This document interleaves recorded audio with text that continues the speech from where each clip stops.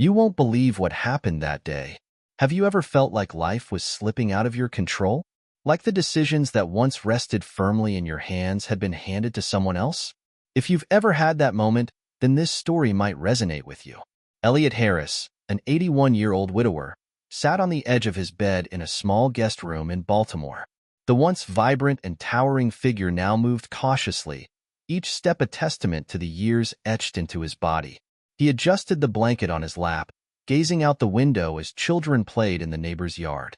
This wasn't his home, not the one he built with his late wife, Clara. Elliot had lived with his daughter, Jasmine, and her husband, David, for the past 2 years. Though they were kind, the sense of independence Elliot once cherished seemed like a distant memory.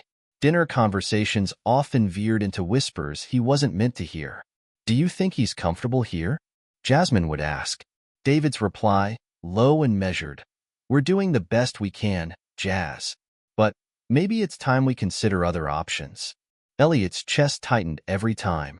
Though they never said the words outright, he could feel the undertone. They were debating whether to send him to a nursing home. Where are you watching from? Have you ever been in a situation like this? Imagine what Elliot is feeling. What would you do if you were in his shoes? Please share your thoughts in the comments, and if you're enjoying this story, don't forget to like and subscribe to see what happens next.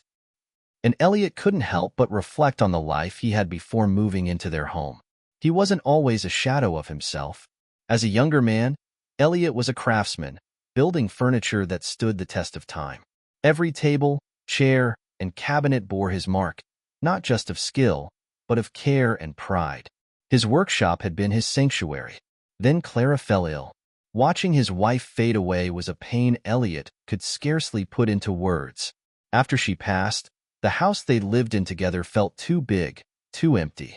It was Jasmine who insisted he move in with her. "Daddy, you've spent your whole life taking care of others. Let us take care of you," she'd said, tears shimmering in her eyes. Elliot agreed, reluctantly. But now, Elliot could feel the shift. Jasmine's life was busy with work and her young son. David, while polite, often seemed preoccupied. Their home, though warm and bustling, made Elliot feel like a visitor overstaying his welcome. One evening, Elliot overheard a conversation that confirmed his fears. "I've been researching facilities nearby," David said softly. "They have great amenities, Jazz. He could have his own space, and we could visit often." Elliot's heart sank. He knew they meant well, but the thought of living in a nursing home felt like an admission of defeat, a final chapter he wasn't ready to write. "Take me there," Elliot demanded one evening, his voice firm but resigned. "I don't want to make things harder for you and Jasmine. I've had a good life. If a home is what's next, let's get it over with." David looked startled, his lips pressing into a thin line. "Not yet, Pop," he said, his tone unreadable. "Give me some time." Elliot didn't know what David meant, but a week later, he found himself in the back seat of David's car. Jasmine sat in the passenger seat, her gaze distant. Elliot clutched a small suitcase on his lap, his hands trembling slightly. The car ride was long, winding through quiet suburbs and eventually into more rural terrain. Elliot stared out the window, his heart heavy. He didn't know where they were going, but he braced himself for the inevitable. When the car finally stopped, David opened the door and helped Elliot out. "We're here," he said, his voice soft but firm. Elliot hesitated, afraid to lift his eyes. Was this it? The story has just begun. What David had planned will shock you, but you'll need to stick around to find out. Elliot took a deep breath before finally looking up. He expected to see a drab, clinical building, the kind of place with long, silent hallways and the faint smell of disinfectant. Instead, his gaze landed on something he hadn't expected. It was a sprawling property nestled in a lush, open field. A barn stood off to the side, painted a cheerful red with white trim.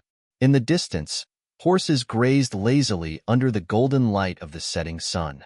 The main building, a farmhouse with a large wraparound porch, looked warm and inviting. "What is this?" Elliot asked, his voice trembling with both confusion and guarded hope. David placed a hand on Elliot's shoulder. "It's a ranch, Pop. I've been working on this for months. I know you've been feeling out of place, and I thought maybe Maybe this could be a place where you'd feel at home again. Jasmine stepped closer, her eyes glistening with emotion.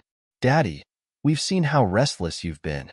David found this place, a community where seniors can live, but it's not a nursing home. It's different. You can have your own space, help out around the ranch, and be part of something. Elliot blinked, his mind racing to process what he was hearing.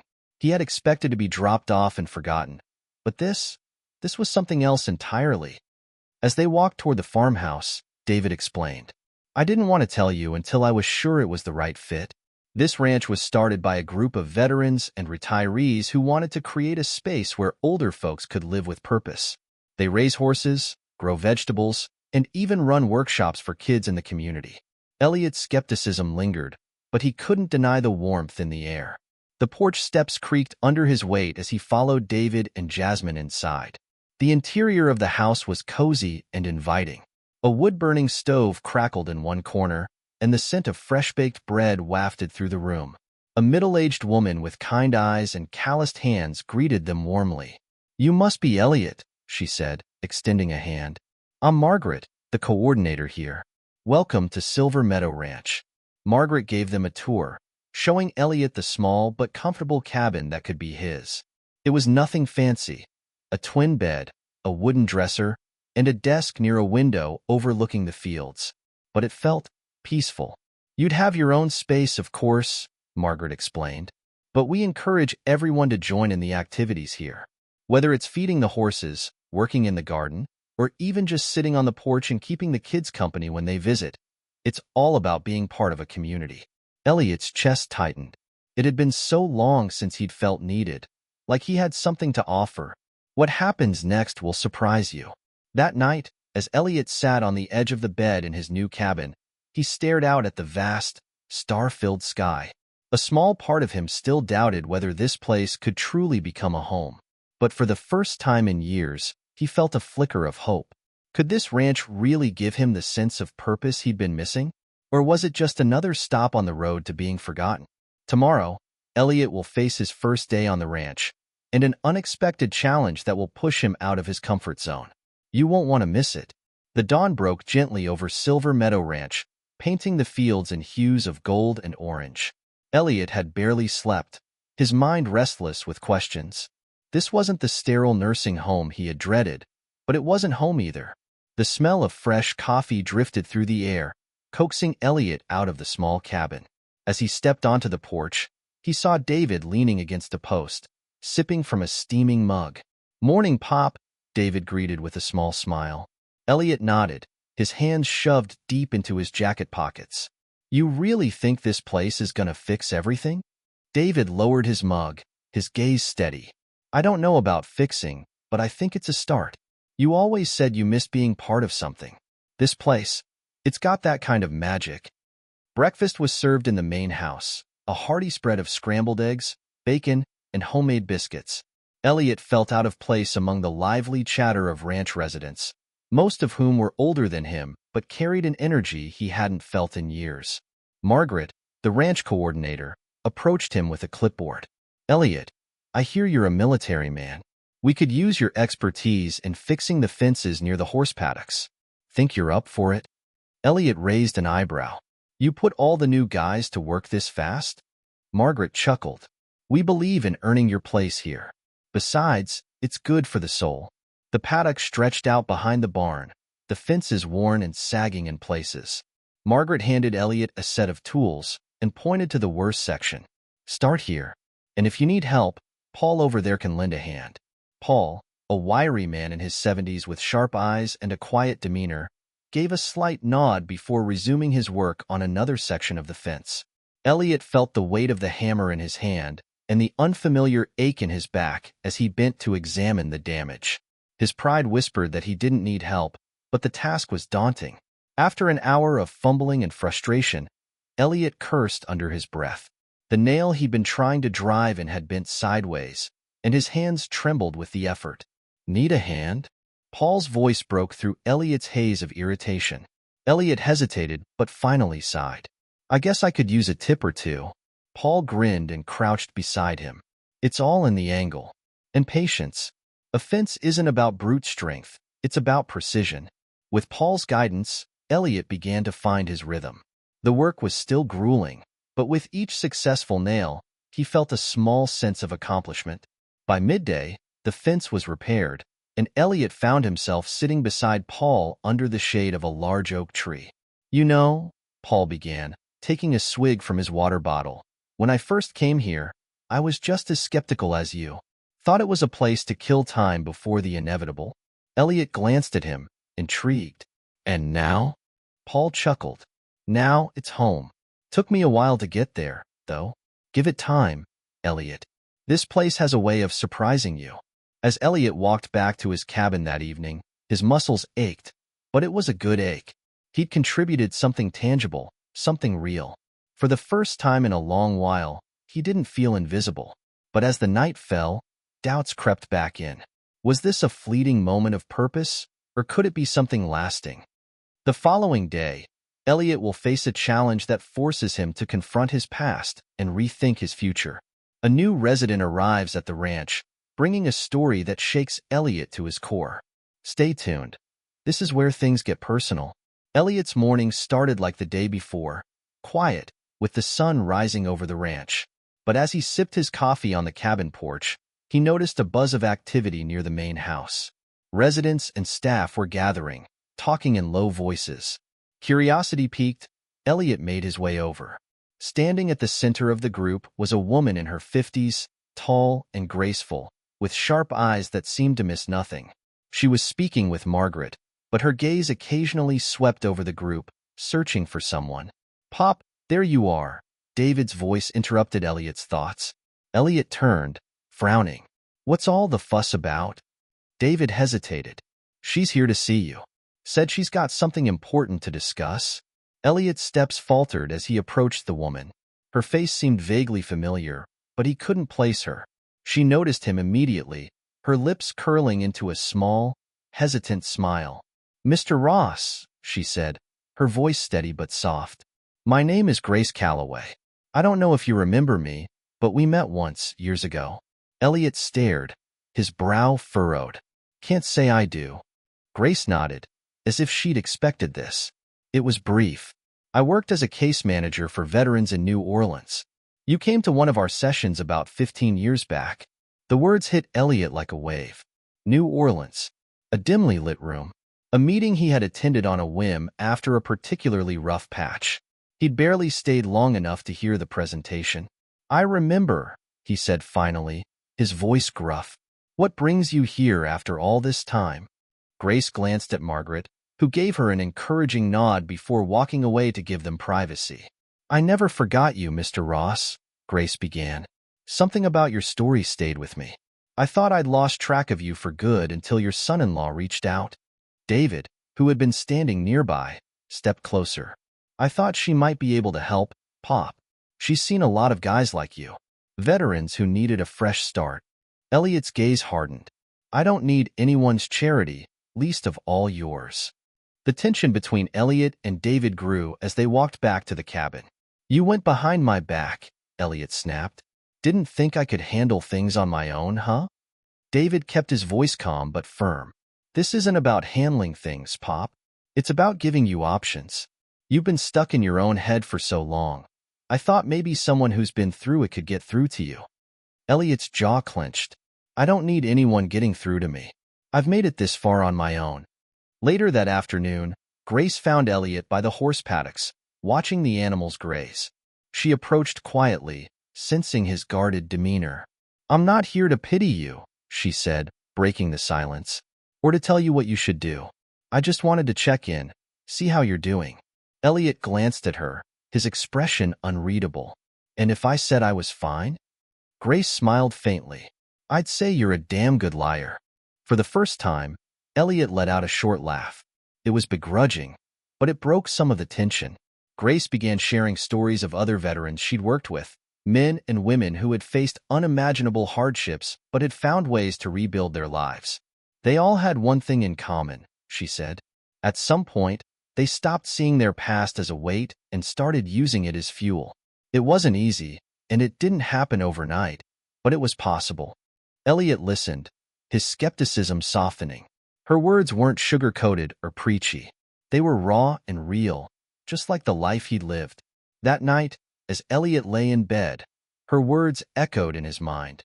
Was it possible that he'd been his own worst enemy all these years? That he had closed himself off from opportunities to heal? But another part of him resisted. What if all this talk of new beginnings was just a way to distract him from the reality of getting older and being forgotten? The following day, Grace proposes a project that could bring Elliot closer to the ranch community and himself. But it's not without challenges. Will he rise to the occasion or retreat further into his shell? Stay tuned. The next chapter will reveal the decision that changes everything. Have you ever resisted help only to realize later that you needed it? The morning air was crisp as Elliot stood near the barn, watching Grace approach with a clipboard in hand. Her calm demeanor betrayed none of the storm brewing inside Elliot. He was still reeling from their conversation the previous day, unsure of how he felt about this stranger prying into his life. But Grace wasn't here to dwell on the past. Today, she had a proposition. "Mr. Ross," she began, her tone light but firm, "I've been talking with Margaret and David, and we think there's an opportunity for you here. Something that could use your skills and your story." Elliot frowned, crossing his arms. What kind of opportunity? Grace explained that the ranch was starting a new program for troubled teens from urban areas, kids who had fallen through the cracks, much like some of the veterans she had worked with.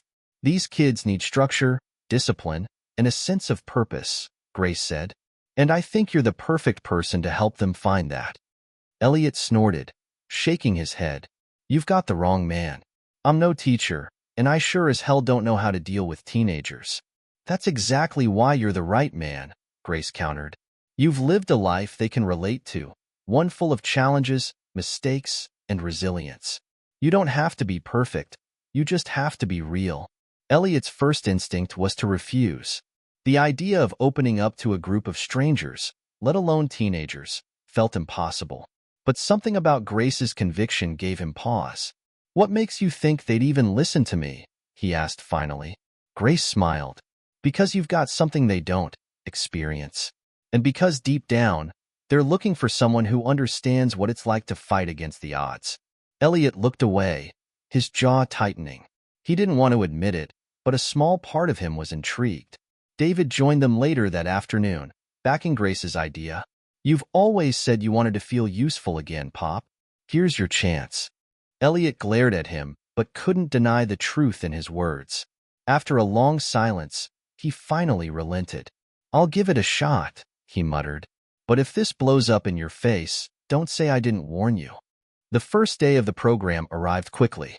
Elliot stood by the paddocks, watching as a van pulled up with 6 teenagers. They looked wary and out of place, their city clothes and attitudes clashing with the rustic ranch surroundings. Grace introduced each of them briefly, but their names barely registered in Elliot's mind. What stood out were their eyes, tired, defiant, and filled with the same guardedness he saw in his own reflection. One boy, Marcus, crossed his arms and smirked. "So, what's the deal? We're supposed to shovel horse crap and call it therapy?" Elliot's eyes narrowed. "You've got it half right," he said gruffly. "But if you think this is just about the horses, you're missing the point." Elliot assigned each teen a simple chore: feeding the horses, cleaning the stalls, or repairing fences. The goal wasn't just to keep them busy, but to teach them responsibility and teamwork. Predictably, there was resistance. Marcus complained loudly about the smell. A girl named Lila refused to touch the hay, claiming she was allergic. Elliot watched their antics with a mix of amusement and frustration. "You think this is hard?" he said finally, his voice cutting through their protests. "Try spending 3 days in the desert with nothing but a canteen and a compass. Or waking up every morning wondering if you'll make it to sundown." The group fell silent, their complaints suddenly seeming trivial. By the end of the day, most of the teens were too tired to argue. Marcus, who had spent hours repairing a fence, approached Elliot hesitantly.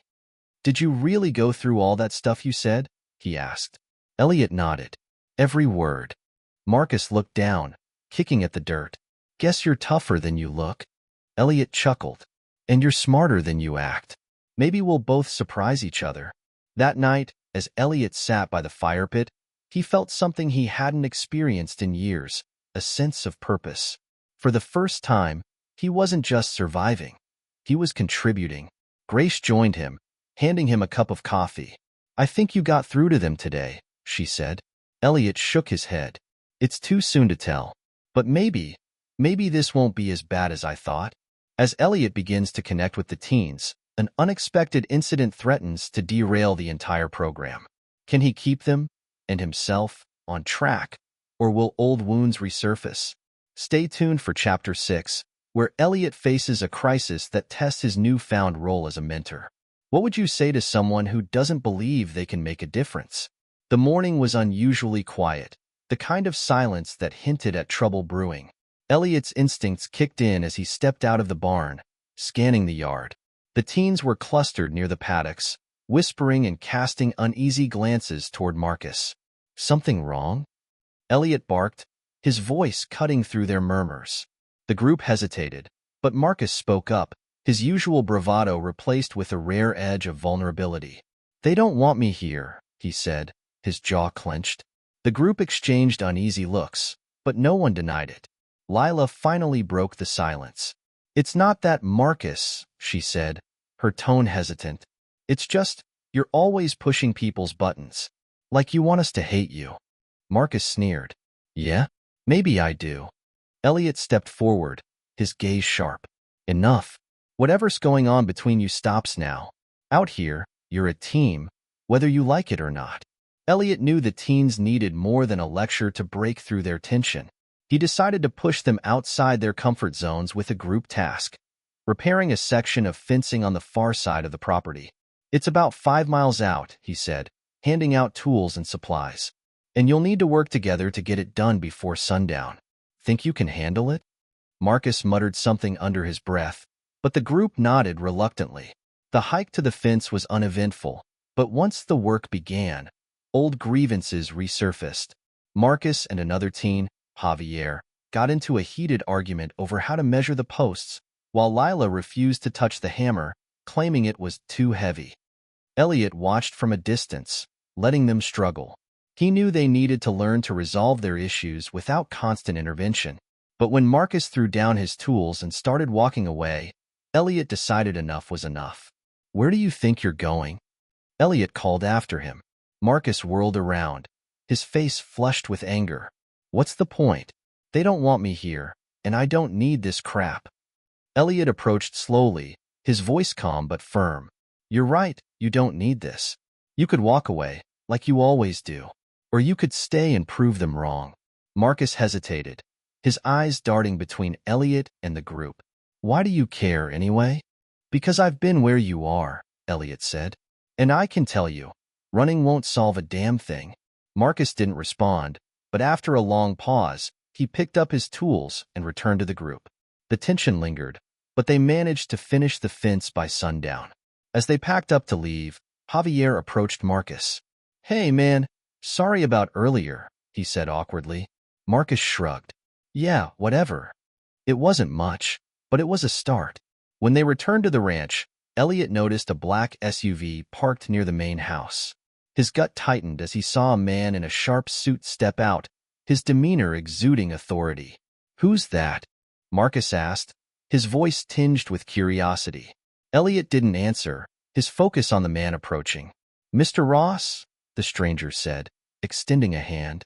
"I'm Agent Carter, with the Department of Veterans Affairs. We need to talk." The group dispersed, sensing the tension, but Grace stayed nearby, her concern evident. Elliot's jaw tightened as he shook Carter's hand. "What's this about?" he asked. Carter glanced at Grace, then back at Elliot. "We've received some new information about an incident you were involved in during your service. It's serious, and we need your cooperation." Grace stepped forward. "If this is about Elliot's past, I'd appreciate it if you'd show some discretion. He's made a lot of progress here." Carter nodded but didn't back down. "I understand, ma'am, but this isn't something we can ignore."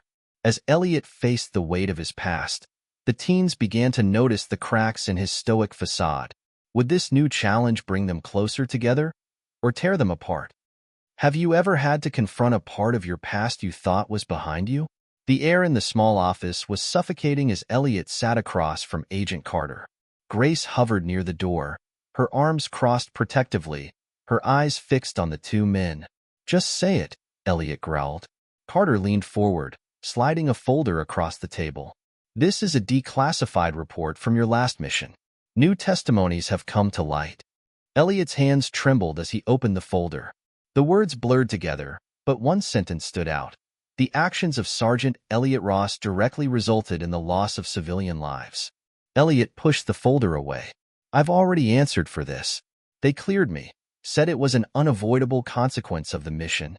"Things have changed," Carter replied. "There's a formal review being opened. You may be called to testify." Grace stepped in. "Elliot spent years trying to move past this.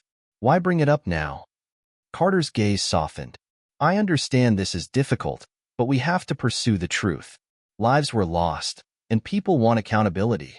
When Carter left, Elliot sat motionless, staring at the folder. Grace knelt beside him, her voice gentle. "You don't have to go through this alone." Elliot shook his head. "They won't stop until they've torn me apart. And this time, they might succeed." Grace placed a hand on his shoulder. "You've faced worse, Elliot. You're not the man you were back then." He looked at her, the weight of her words sinking in. "I wish I could believe that." Unaware of the full details, the teens noticed Elliot's mood shift in the following days. His usually steady demeanor was replaced by agitation and silence. Marcus, who had started to respect Elliot, decided to confront him. "You always tell us to face our problems," Marcus said, cornering him in the barn. "So why are you running from yours?" Elliot shot him a glare. "You don't know what you're talking about." "No, I don't," Marcus admitted. "But I know what it looks like when someone's scared. You help me face my stuff. Let us help you." Elliot softened, realizing Marcus's intentions were genuine. He nodded slowly. "You want to help? Fine. Then stop slacking and fix that damn tractor." Marcus grinned. "Deal." As Marcus left, Grace appeared, a hint of pride in her smile. "Looks like your tough love is rubbing off." "Maybe," Elliot muttered, "but this fight isn't theirs to fight." "Maybe not," Grace said, "but they're learning from how you handle it. Don't let them see you give up." Later that evening, Elliot pulled out an old photo album. The faces of his unit stared back at him, young and full of life. He traced a finger over the face of his best friend, Anthony, who had died in the mission now under review. A knock at the door interrupted his thoughts. It was Marcus. "What do you want?" Elliot asked, his tone gruff. Marcus hesitated, then held out a hand-drawn map. "The other kids and I found an old barn on the property. Figured you'd want to check it out." Elliot frowned. "Why?" Marcus shrugged. "Because it's falling apart, and you always tell us to fix what's broken." Elliot followed Marcus and the others to the barn. It was a wreck, with collapsed beams and rotting wood. "What's your plan?" Elliot asked. Marcus grinned. "You tell us. You're the expert." For the first time in days, Elliot laughed. He looked around at the group, their eager faces lit by the setting sun. "All right," he said. "Let's fix this." As they worked together, something shifted. Elliot found himself opening up, sharing stories of his past, both good and bad. The teens listened, their respect for him growing with each word. By the time the barn was repaired, Elliot felt a weight lift. He wasn't free of his demons, but he wasn't alone in facing them. Just as Elliot began to feel a sense of peace, his phone buzzed. It was Carter. "We've got a date for your testimony," Carter said. "And there's someone you'll want to see." "Who?" Elliot asked, his heart pounding. "Anthony's brother," Carter replied. "He has questions only you can answer."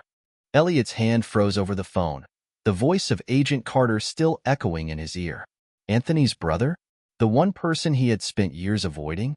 "I don't want to see him," Elliot muttered, more to himself than to Carter. "Too bad," Carter replied. "It's not a choice anymore. You'll both need to face what happened that day." Elliot couldn't shake the feeling of dread that settled in his stomach as he hung up. The mention of Anthony's brother had opened an old wound that had never quite healed. "You okay?" Grace asked, noticing the tension in his posture. Elliot nodded stiffly, but the truth was, he felt anything but okay. Anthony had been his closest friend, his brother in arms. But the guilt of what happened, the guilt that he couldn't save him, had driven a wedge between Elliot and everything he once cared about. Grace watched him for a long moment, then quietly took a seat beside him. "If you need to talk, I'm here." Elliot exhaled slowly, shaking his head. "I don't know if I can, Grace. This is something that can't be undone." The day came quickly. Elliot arrived at the courthouse with a mixture of anxiety and anger churning inside him. His eyes scanned the crowd, searching for the one person he wished to never see again. Anthony's brother, Marcus. It had been over 10 years since the two had spoken, and though Marcus had always been a shadow in Elliot's memory, he had never forgiven Elliot for the night Anthony died. The door to the waiting room opened, and a tall figure stepped through. Marcus looked older, harder, but there was still that same fire in his eyes. When their gazes met, the years of silence spoke louder than words. "You." Marcus's voice was cold, edged with the bitterness of a brother's grief. "You left him to die."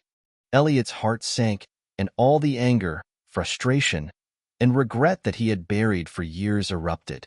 "I didn't leave him," he shouted, his voice thick with emotion. "I did everything I could." Marcus's eyes hardened. "Everything you could?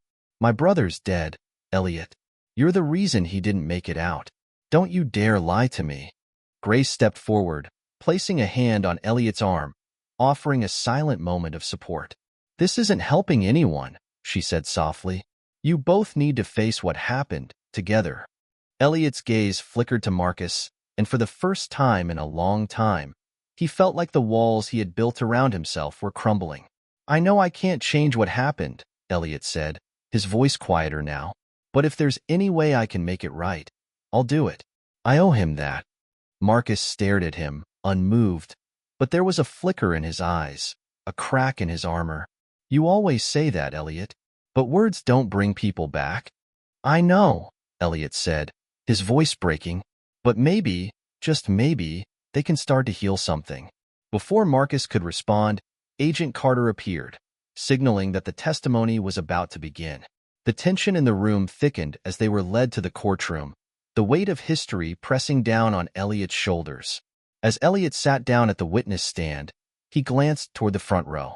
Marcus sat there, his eyes fixed on him, unwavering and full of accusation. The air was heavy with unsaid words, with a history that neither of them could escape. Elliot's heart pounded in his chest as the proceedings began. One by one, witnesses were called, their voices harsh with condemnation. But when it was Elliot's turn, everything seemed to stop. "Sergeant Ross," the prosecutor began, "can you tell us what happened that day? Why did you leave the civilians exposed?" Elliot swallowed hard. He could hear Marcus's voice in his mind, accusing him, blaming him. "I didn't leave anyone exposed," Elliot said, his voice hoarse. "I made a choice to save my men, and it cost lives. I know that." The prosecutor pressed further. "But that choice wasn't yours to make, was it?" Elliot clenched his fists, the memories flooding back. "It was mine. I was the one who made the call, and I have to live with it every single day." The room fell silent as the weight of his words hung in the air. When the testimony ended, Elliot felt like a shell of the man who had walked in. He had shared his story, but it wasn't enough. He could never bring Anthony back. He could never undo what had happened. As the judge deliberated, Elliot returned to his seat beside Grace, his heart heavy. Marcus was still sitting in the front row, his gaze now softer, though the pain remained. The courtroom was unbearably silent. Elliot sat frozen, his mind replaying his testimony over and over. He had laid his heart bare, exposing the raw truth of what had happened that fateful day. Yet, no matter how many times he explained it, he could feel the judgment pressing down on him, not just from the court, but from himself. The judge's gavel struck the bench, breaking the stillness. "This court has reviewed all evidence and testimony presented." Elliot's heart pounded as the judge continued. "In light of the conflicting accounts, this court acknowledges the complexities of war and the unimaginable decisions forced upon soldiers in the heat of battle. However, the negligence exhibited that day warrants accountability. Sergeant Elliot Ross, you are hereby found." Before the judge could finish, Marcus stood up, his voice sharp and cutting through the air. Wait. All eyes turned to him. Elliot's breath caught in his throat. Marcus stepped forward, his face a storm of emotions. Your Honor, before you pass judgment, I need to say something. The judge raised an eyebrow but nodded. Proceed. Marcus turned to face the courtroom, his gaze lingering on Elliot. For years, I've blamed this man for my brother's death. I hated him. I wanted him to suffer the way my family suffered. He paused, his voice trembling. But listening to him today, I realized something. I've been carrying my brother's memory like a weapon, using it to hurt the only person who tried to save him. The room was silent as Marcus continued. I may not forgive him today. I don't know if I ever will. But I know this. Anthony wouldn't want me to live like this. And he wouldn't want Elliot punished for a choice he didn't ask to make. Elliot's chest tightened as he listened to Marcus. The words weren't a pardon, but they were the closest thing to understanding he had heard in years. The judge regarded Marcus thoughtfully before turning back to Elliot. This is highly irregular, but it speaks volumes about the impact of this case on all involved. After a long pause, the judge delivered the verdict. Sergeant Ross, you will not face imprisonment. Instead, you are sentenced to 300 hours of community service, specifically counseling veterans and their families. This court believes your experience, though tragic, may help others navigate the same pain. The courtroom erupted in murmurs as the gavel struck. Elliot felt a wave of relief mixed with apprehension. The sentence wasn't just a punishment, it was a chance to confront his past and try to make amends. As the crowd dispersed, Marcus approached Elliot, his expression unreadable.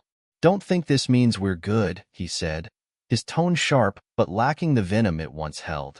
I wouldn't expect it to, Elliot replied quietly. Marcus nodded, then extended his hand. It was a small gesture, but it carried the weight of years of unspoken pain and grudging respect. Elliot took it, their handshake firm and fleeting. Outside the courthouse, Grace was waiting, her face a mixture of relief and pride. You did it, she said, pulling Elliot into a hug. He shook his head. No, we did it.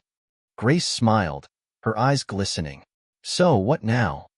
Elliot glanced at the horizon, the weight on his shoulders feeling just a little lighter. I guess it's time to start paying back what I owe. The journey isn't over. Elliot must face the challenges of his sentence, confront his past head-on, and learn to rebuild the bridges he thought were lost forever. But will his efforts be enough to find true redemption? Elliot wasn't sure what to expect as he walked into the Veterans Center for his first counseling session. The building was old, worn, and smelled faintly of antiseptic and stale coffee. It wasn't a place anyone would come for comfort. Yet, here he was, surrounded by men and women who had lived through the same horrors, some of whom were still haunted by their memories.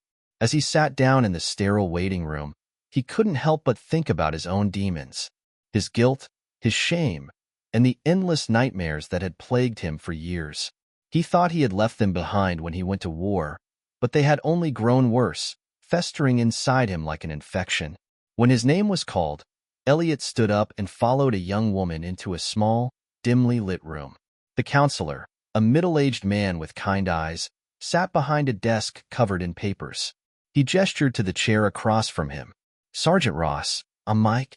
You must be the one who's here to help us.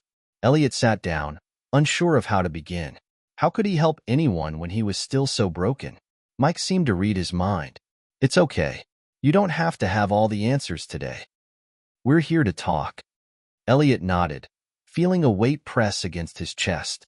He opened his mouth to speak, but nothing came out at first. Then, finally, he found the words. I'm not sure I can help anyone. I've been running from my past for so long. I'm not sure how to face it. Mike leaned forward slightly, his expression thoughtful. Running doesn't help anyone, Sergeant. But you're here, and that's a start. Sometimes, helping others means you have to start by helping yourself. Elliot's mind raced. Could he really face his demons? Could he come to terms with the things he had done, the life he had taken, and the man he had become? Mike's voice cut through his spiraling thoughts. You've taken the first step. Now, let's take the next one together. Over the next few weeks, Elliot returned to the center for his community service. Each day felt like an eternity, yet something inside him shifted with every conversation, every tear shed by the men and women who shared their stories with him. He had always been a listener, but now he was learning to hear the pain in others' voices, the kind of pain he had been too afraid to confront in himself. One afternoon, as Elliot spoke to a young veteran named Luis, the weight of his own history finally caught up with him. Luis had just returned from deployment, struggling with the same sense of helplessness that had once consumed Elliot. "I don't know how to live with this," Luis admitted, his voice cracking. "Every day is just a reminder of what I did, what I saw. It never stops." Elliot felt a sudden wave of empathy. He had been there. He understood. He remembered that feeling of drowning in guilt, convinced that nothing could ever erase the things he had done. "You're not alone in this," Elliot said softly. "I've been where you are. I know what it's like to think you don't deserve peace. But the truth is, we all have to fight to find it." Luis looked at him, his eyes filled with uncertainty. "How do you fight when you don't even know what you're fighting for anymore?" Elliot paused, searching for the right words. "You fight because you owe it to yourself. You fight because healing doesn't come easily, but it's worth it." As Elliot left the center that evening, he felt an unexpected sense of purpose. For the first time in years, he wasn't consumed by the weight of his past. He was starting to believe that he could help others, maybe even himself. His phone buzzed in his pocket, and he glanced at the screen. It was a message from Grace. "How was today?" Elliot smiled, feeling a warmth spread through him. He typed a quick reply, "Tough, but I think I'm getting somewhere." A few seconds later, his phone buzzed again. Grace's message read, "You're stronger than you think. You've always been." Elliot leaned against his truck, staring up at the sky. The stars were beginning to emerge, tiny points of light in the vast, dark expanse. He didn't have all the answers yet, but for the first time in a long time, he felt like he was on the right path. Elliot's journey was just beginning. He had a long road ahead of him, filled with obstacles and self-doubt. But there was a flicker of hope in his heart, a hope that he could make amends for the past and, in turn, help others find the healing they so desperately needed. What will happen when Elliot confronts the darkest corners of his mind? Will he be able to find the redemption he's searching for, or will his past haunt him forever? Elliot wasn't sure when it happened, but something had shifted inside him. As weeks passed, the sense of hopelessness he'd carried for so long had started to fade. He began to look forward to his visits at the Veterans Center, his conversations with Luis and the others becoming more than just duties. They were lifelines. But it wasn't just the work that was changing him. It was Grace, the way she had always believed in him, even when he didn't believe in himself. When they spoke, she didn't pity him. She didn't try to fix him. She just listened, and that was all he needed. One evening, after a particularly difficult session at the center, Elliot came home late. The house was dark, save for the soft light from the kitchen. Grace was waiting for him, sitting at the table with a cup of coffee in front of her. She didn't need to say anything. Her presence alone was enough. "You look tired," she said softly, her eyes searching his face. Elliot sat down across from her, rubbing his eyes. "It's getting easier," he admitted, though he wasn't entirely convinced. "But some days feel like a step backward." Grace reached out, placing her hand gently on his. "It's okay to take those steps too. Healing isn't linear. You've been through a lot, Elliot. It's okay to be tired." He felt a lump form in his throat. It was so rare to hear words like that. No judgment, no rushing him, just acceptance. It made everything feel more bearable. "I'm trying," he said, his voice low. "But sometimes, I don't know if I can keep doing it." Grace squeezed his hand. "You don't have to do it alone." The next morning, Elliot stood in front of the mirror, trying to steady himself. Today was the day he had been dreading. The day he had decided to face the most difficult person in his life, his father. For years, their relationship had been strained, fractured by years of silence, anger, and unspoken guilt. His father was a man who had never been afraid to speak his mind, but when it came to emotions, there had always been a wall. The man had always been a rock, a constant but distant figure in his life. And now, after everything that had happened, after all the time apart, Elliot wasn't sure how to bridge the gap. He had always held on to the resentment his father had shown him after the war. The old man had never understood, never cared to. Instead, he distanced himself, letting Elliot fight his own battles. But the more Elliot thought about it, the more he realized that his father wasn't the villain he had painted him to be. The man had his own scars, his own burdens. He grabbed his keys, took a deep breath, and headed out the door. When Elliot arrived at his father's house, he stood for a moment at the door, his hand hovering over the knocker. This wasn't just a conversation. It was a reckoning. The years of silence, of hurt, of bitterness, they would all come to a head now. He knocked, and moments later, the door creaked open. His father, older now, his hair graying at the temples, stood in the doorway, looking as imposing as ever. His eyes flickered with surprise, but there was no anger, no hostility, just a quiet acknowledgement. "Elliot," his father said, his voice rough. "What's this about?" Elliot stood there for a moment, unsure of what to say. His mind raced. But then, all at once, the words came pouring out. "I don't know where to start. I've been angry with you for so long, but I think I was angry at the wrong things. I blamed you for leaving me to deal with it all, but I never stopped to think about your side of things." His father's gaze softened. "You were a boy when I left, son. I didn't know how to help you, and I didn't know how to face what I had done, either." Elliot nodded slowly. "I'm not sure how to forgive you, but I'm learning that it's not just about you. It's about me. I've carried this burden for so long, and I don't want to anymore." His father's expression hardened for a moment, but then something shifted. He stepped aside and motioned for Elliot to come in. "Let's talk then. I think it's time." They sat in the living room, the air thick with the weight of their unspoken history. There was so much they had never addressed, so many years of silence. Finally, after what felt like hours, Elliot spoke. "I think I've spent so much time hating you for not being there that I never realized you were carrying your own pain." His father looked away, his hands trembling slightly. "It wasn't just the war. I came home broken, too, and I didn't know how to show you that." For a long time, there was only silence. Then Elliot spoke again, his voice quieter this time. "I think we both need to forgive each other, Dad." The words hung in the air, heavy with the weight of years of hurt. And for the first time in a long time, Elliot felt like he was being honest, not just with his father, but with himself. The conversation wasn't easy. It wasn't a magic fix, but it was a start. As Elliot left his father's house later that evening, the darkness felt a little less oppressive.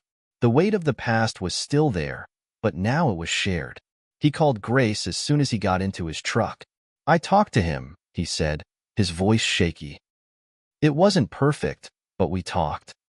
Grace's voice was warm with relief. "I'm proud of you, Elliot. That's a huge step." Elliot took a deep breath. "It's a start, but I think I can finally start healing." As he drove home, the night seemed less dark.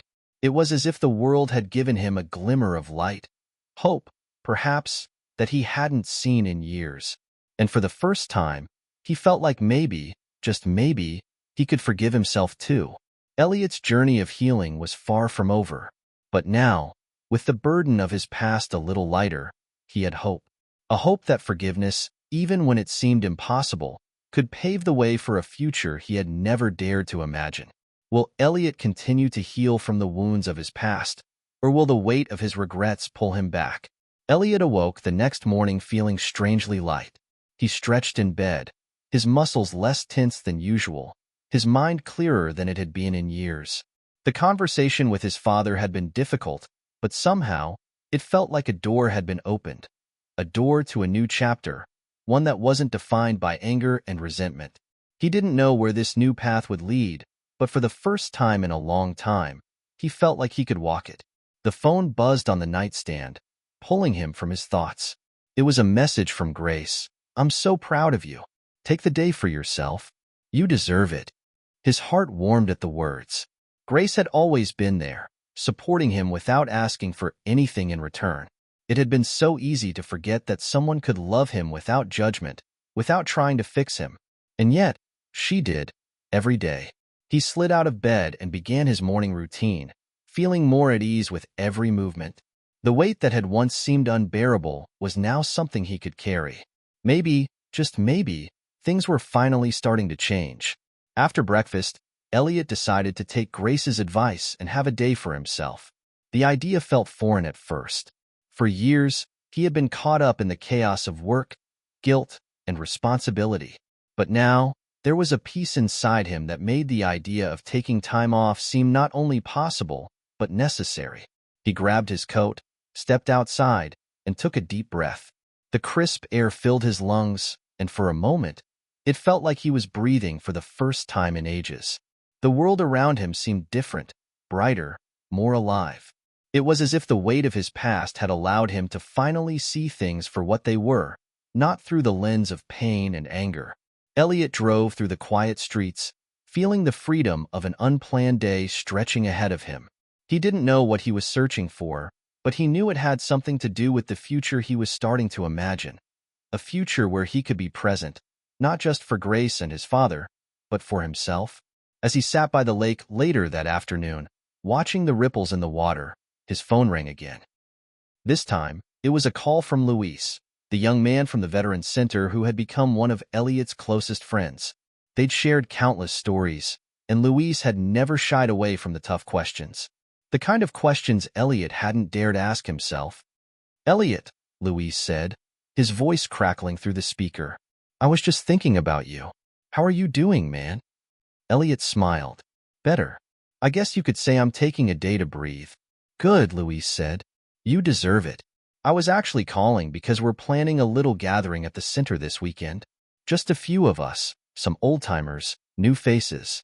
We thought you might want to come by, share some stories, maybe talk about what's been going on." Elliot hesitated for a moment. The thought of opening up to a group, of allowing them to see the raw parts of him he'd spent so long hiding, felt daunting. But something about the invitation made him pause.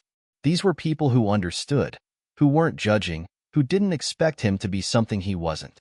"I'll be there," he said, surprising even himself. "Good," Luis said. "I'm looking forward to it. You've been a big help to us, Elliot. More than you know." Elliot's throat tightened. He hadn't expected that, not after everything. But it made something inside him stir, a flicker of belonging he hadn't realized he was missing. The rest of the evening was a quiet one, but the thought of the gathering at the Veterans Center lingered in Elliot's mind. For the first time, he was beginning to see himself not as a burden, not as the person defined by his past mistakes and regrets, but as someone who had a place. A place where he could help, where he could contribute, and where he could be accepted, not for who he had been, but for who he was becoming. When Grace came home later that night, Elliot was waiting for her, his heart a little lighter. He had so many things he wanted to say to her, but the words didn't feel like they were enough. Instead, he simply took her hand and kissed her forehead. "I'm starting to believe in this," he said quietly. "In us, in healing, in what's next." Grace smiled, her eyes filled with warmth. "I've always believed in you, Elliot. You just needed to believe in yourself." The weekend came quickly, and Elliot found himself standing outside the Veterans Center, his heart pounding in his chest.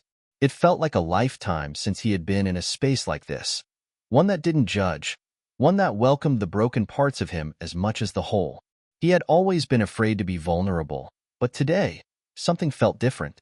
Today, he was ready to share, to listen, to be present. As he stepped inside, the familiar faces of the men and women he had helped over the past few months greeted him with smiles. Luis waved from across the room, and Elliot felt a sense of camaraderie he hadn't realized he was missing. The group was small, intimate, and as they gathered around the table, there was a shared understanding. An understanding that came not from words, but from experience. Elliot took a seat, the weight of his past no longer feeling like something that could hold him back. He was ready to move forward. Elliot's journey was far from over. The road to healing was winding, with moments of pain and doubt. But he had begun to understand that healing didn't mean forgetting. It meant learning to live with the past, to accept it, and to move beyond it. And, with Grace by his side, with the support of people like Luis and the veterans, he knew he could do it. But what happens when the healing takes a darker turn, when Elliot faces a new challenge that threatens everything he's worked for? Don't miss the next chapter in Elliot's journey. This story is far from finished. Stay tuned and be sure to share your thoughts. Your journey is just as important as his. The weeks after the veterans' gathering felt like a time of quiet growth for Elliot. He spent more time at the center, sharing stories and offering advice when he could. He wasn't sure he had any answers, but just being present seemed to help. For the first time in a long while, he didn't feel like he was hiding from his own life. The days were no longer just a series of obligations. They were moments to be lived, to be felt. He had found peace in the simple act of being with others who understood the weight he carried. But peace, it seemed, was not something that came without tests. It was a Tuesday evening when it happened. Elliot had just finished a call with one of the veterans, a man named Ray who had been struggling to reconcile with his past.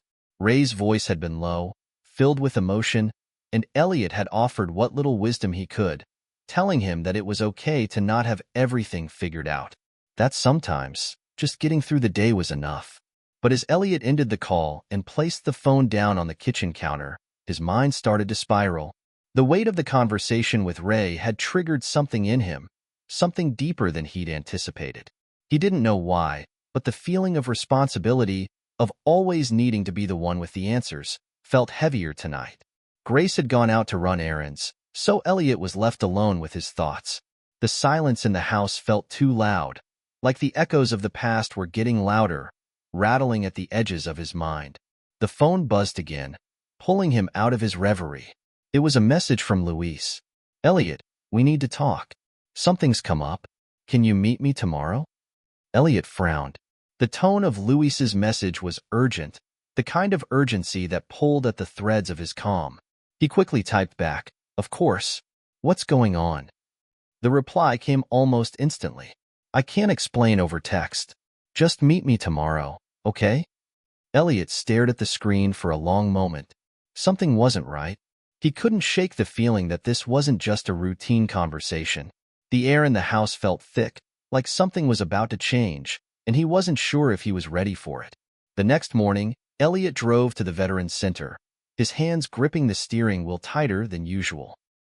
The drive felt long, each mile stretching out before him like a road leading into the unknown. When he arrived, Luis was waiting by the door, his face grim. "Luis," Elliot greeted, his voice cautious. "What's going on?" Luis motioned for him to follow. "Come inside. I'll explain." They walked into the building, the quiet hum of the center's few remaining visitors filling the space. Luis led Elliot down the hallway to a small meeting room. The door creaked as Luis opened it, and Elliot stepped inside, his eyes scanning the room. Sitting at the table were two people Elliot had never seen before.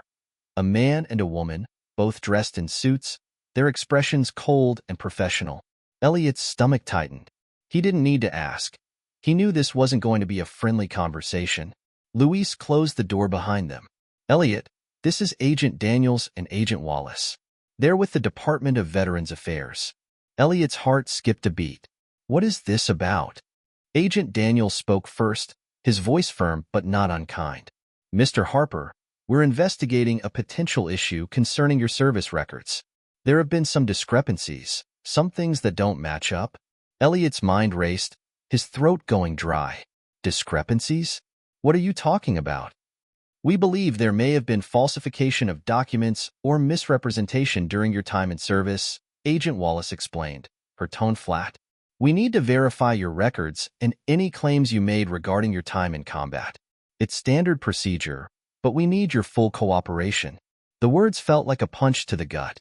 Elliot's entire body went cold. He had served in Vietnam. He'd fought, bled, and lost friends in that war. He hadn't lied about any of it. But now, here they were, questioning his integrity. The one thing he had always clung to, the one thing he thought had been beyond reproach, was suddenly being stripped away. "I didn't falsify anything," Elliot said, his voice sharp, the anger rising in him like a storm. "I don't know what you're talking about, but I've got no reason to lie about my service." Agent Daniels remained calm. "We're not accusing you of anything at this point, Mr. Harper. We're simply trying to clarify a few things. We need to verify your service records and the details surrounding your claims." Elliot looked at Luis, who had remained silent through the exchange. The concern in his friend's eyes told him everything he needed to know. Luis didn't seem to believe this was a simple misunderstanding either. Elliot stood up, his hands trembling with frustration. "I've been through enough. I don't have to prove myself to anyone." Luis stepped forward, his voice gentle but firm. "Elliot, we're not saying you're lying. We just need to get through this. Please, just cooperate. We'll figure this out." Elliot looked at Luis, the weight of the situation sinking in. This wasn't about him anymore. It was about clearing his name, about making sure the truth came out. But the uncertainty, the fear of being misunderstood, twisted something inside him. It was one thing to face the challenges of his personal demons, but this felt like an attack on everything he had worked so hard to rebuild. The room felt smaller, the air heavier, as Elliot made a decision. "Fine," he said, his voice low but resolute. "I'll cooperate, but I want you to understand something. I didn't lie about what I went through. You want proof? You'll get it." As the investigation into Elliot's service continues, the pressure begins to mount. Will he be able to clear his name, or will the truth be twisted in ways he can't control?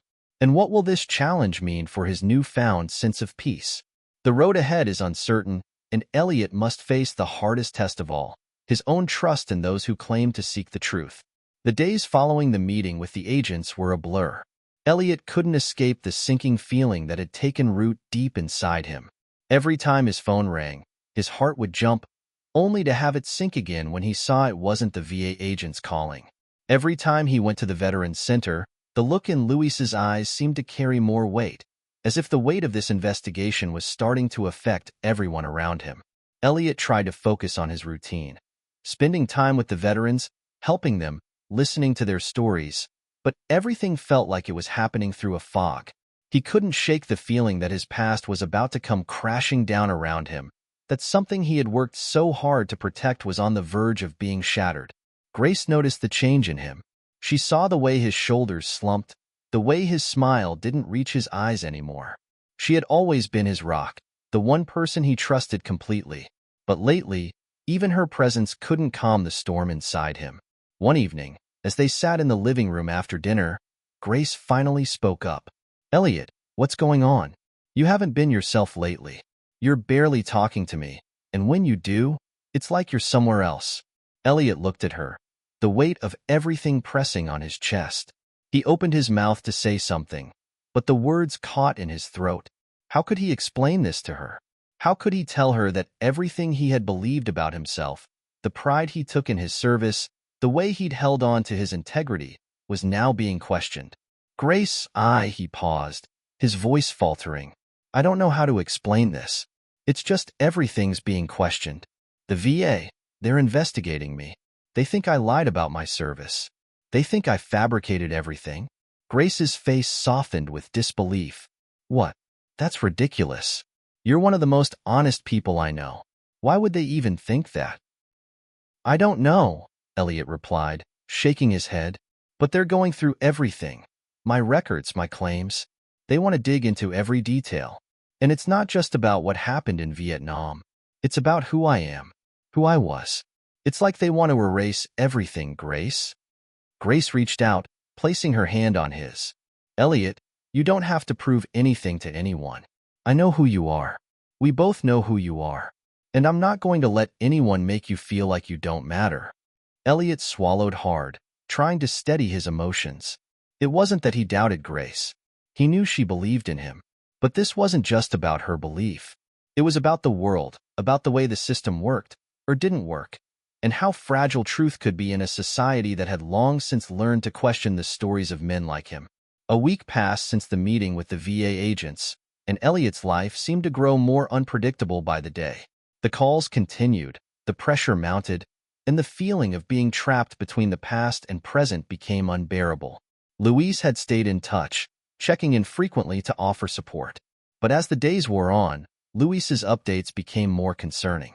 The agents had been digging into more than just his records. They were questioning the validity of his military service, interviewing people who had served with him, and even tracking down old documents from his time in Vietnam. One afternoon, Elliot was sitting in the small office at the Veterans Center when his phone buzzed. It was a message from Luis. "We need to talk. They found something." Elliot's stomach dropped. He didn't have to ask what it was. He knew whatever it wasn't going to be good. Within the hour, he was sitting across from Luis, the man's face tight with concern. Luis didn't waste any time. "Elliot, they've found a discrepancy in your service records. It's a small thing, but it's enough for them to question everything. A date, something that doesn't match up." Elliot felt his pulse quicken. "A date?" Luis nodded. "Yeah, something about your time in the field, a specific mission you were on. It doesn't match up with the official records. And there's a name. A soldier who was supposed to have served with you. He's not listed anywhere." Elliot ran a hand over his face, frustration and fear mixing together. "I don't understand. I was there. I was with those men. I remember every damn detail." "I believe you," Luis said quickly, "but the paperwork doesn't line up. And right now, the VA doesn't care about what you remember. They care about what's on paper." Elliot leaned back in his chair, staring at the ceiling. He had always believed that his memories were his truth, but now, his memories seemed to be slipping through his fingers, like sand falling through an hourglass. And the thought of losing that truth, the one thing that had kept him grounded, was terrifying. Luis's voice brought him back to the present. "We've got to figure this out, Elliot. We need to find that soldier. We need to find someone who can verify what you remember." Elliot's eyes narrowed. "What soldier?" Luis's eyes flickered with hesitation. "There's a name on the paperwork. A man named Sergeant Jameson. According to the records, he was in your unit, but no one can find him. It's like he disappeared." Elliot's chest tightened. The name meant nothing to him, and yet, in some strange way, it felt like the key to everything. A man who wasn't listed anywhere. A man who could either clear his name or confirm the doubts that were threatening to swallow him whole. "I'll find him," Elliot said, his voice low but resolute. "I don't care how long it takes. I won't let them take my story from me." Luis placed a hand on his shoulder. "I'll help you. We'll find him together." The search for Sergeant Jameson begins, but time is running out. Will Elliot find the answers he's desperately searching for? Or will the investigation expose secrets he isn't ready to confront? The stakes are higher than ever as Elliot races against time to uncover the truth before everything he has fought for is lost forever. The days blurred into one another as Elliot's obsession with finding Sergeant Jameson deepened. He had never felt more desperate, more driven by a need to prove that what he remembered, what he had lived through, was real. Every conversation with Luis, every new lead, only added layers of uncertainty. But in his heart, Elliot knew one thing for sure. He had to find Jameson. He had to bring this man back into the light, even if it meant dredging up things better left in the shadows. Luis, ever the loyal friend, had taken to combing through old records, reaching out to his own network of veterans who might have known someone who served with Elliot. Together, they pored over microfiche, records, and obscure reports from their time in Vietnam. But Sergeant Jameson, if he had ever existed, was a ghost. Elliot had spent his nights going through his own memories, trying to piece together fragments of the past, hoping that a name, a face, a moment would return to him. But all he could recall was the thick jungle air, the endless nights on patrol, the sound of helicopters, and the faces of the men who had been with him in the field. But Jameson? The name didn't ring any bells. It was a week later, and Elliot was sitting at his desk at the Veterans Center, staring at a stack of papers when his phone rang. It was Luis. "Got something," Luis said without preamble. "I think I found Jameson, or someone who might know where he is." Elliot's pulse quickened. "Who is it?" "His sister," Luis replied. "I tracked her down in a small town upstate. She confirmed Jameson was with your unit. And she confirmed something else, something that doesn't sit right." Elliot's heart skipped a beat. "What do you mean, something doesn't sit right?" Luis's voice dropped lower. "She said Jameson went AWOL after the war, and he's been in hiding ever since." Elliot sat back in his chair, disbelief spreading through him like ice. Why would he go into hiding? Luis paused. "That's what we need to find out." She didn't want to talk much, but she agreed to meet with us. "She's the key, Elliot. She might know why Jameson vanished. Maybe something happened out there that he didn't want anyone to know." Elliot rubbed his face. the weight of this new development pressing down on him. The war had taken so much from so many men. But now, the question wasn't just about the past. It was about secrets, about what had been covered up, and why it was now being brought to light. 2 days later, Elliot and Louise drove to the small town where Jameson's sister lived. The drive was long, the roads winding through forests and small, dilapidated towns that seemed to have been forgotten by time. The closer they got to their destination, the more Elliot's nerves tightened. He had no idea what to expect when they met her. Would she be angry? Defensive? Would she even remember anything useful? When they arrived at a small, run-down house on the outskirts of town, Louise knocked on the door. A woman in her early 50s opened it. She had the same weary look as the people Elliot had seen throughout his life, tired, but with a certain resilience in her eyes. "Are you Louise?" she asked, her voice low and hesitant. Louise nodded. "And this is Elliot. We've come to ask you about your brother, Sergeant Jameson." She studied them both for a long moment before stepping aside. "Come in," she said, her tone softening. "I'll tell you what I know." The house smelled of old wood and dust. It was clear that this woman hadn't had much in terms of luxuries. The furniture was sparse, the walls lined with faded photographs, and the air heavy with silence. They sat down at a small table, and the woman, whose name was Laura, took a deep breath before speaking. "I don't know why you're looking for Jameson," she said, her voice trembling slightly. "He left after the war, and he never looked back. I tried to find him, but he disappeared. He didn't want to be found. All I know is that something happened over there, something he couldn't handle." Elliot leaned forward. "Do you know why he went AWOL? Did he say anything to you?" Laura wiped a tear from her eye, her expression haunted. "He came back different. I don't know how to explain it, but he wasn't the same man. He was broken. He talked about things he saw, things he did, but he never gave details. He said the army had turned its back on him, that they left him to rot with no support, no care. And then one night, he just left, took off without a word. I haven't heard from him since." Elliot felt a knot form in his stomach. "Do you think something happened in Vietnam that caused him to go into hiding?" Laura's voice dropped to a whisper. "I don't know, but I think he was involved in something bad, something he couldn't live with. There are things that happen in war, things that haunt a man forever. I think that's what happened to Jameson." Louise stood up, running a hand through his hair. "So, you're saying there's something we don't know? Something he never told anyone?" Laura nodded slowly. "Yes, but be careful, Elliot. The truth, it might not be what you want to hear." Elliot sat back in his chair, his mind racing. There was something more here, something that didn't just involve Sergeant Jameson. It involved him too. As Elliot and Louise left Laura's house, the weight of her words hung in the air between them.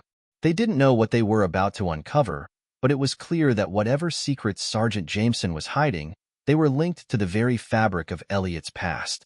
"You heard her," Louise said, breaking the silence. "There's something Jameson knows, something that could change everything. But what is it?" Elliot didn't have an answer. All he knew was that he had to find Jameson. He had to face whatever truth was lurking in the shadows, even if it meant confronting the ghosts of his own memories. The search had only just begun.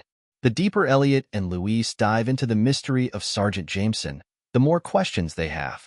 What happened in Vietnam that caused a man to disappear without a trace? And what role did Elliot play in it all? As they chase the truth, the danger grows. Will they uncover the answers they seek? Or will the past prove too powerful to escape? The days following their meeting with Laura were fraught with tension. Elliot could hardly focus on anything else, his mind consumed by the cryptic warning she had given them. The truth might not be what you want to hear. Those words echoed in his mind like a drumbeat, each repetition drawing him further into the mystery. Elliot and Louise knew they couldn't stop now. The search for Sergeant Jameson had become something bigger, something personal. But what could have driven a man to disappear without a trace? What had happened in Vietnam that was so horrific that Jameson couldn't live with it? That night, Elliot sat alone in his living room, his fingers tracing the edges of an old photo album. He hadn't opened it in years, but tonight it felt necessary, like a key to understanding the past.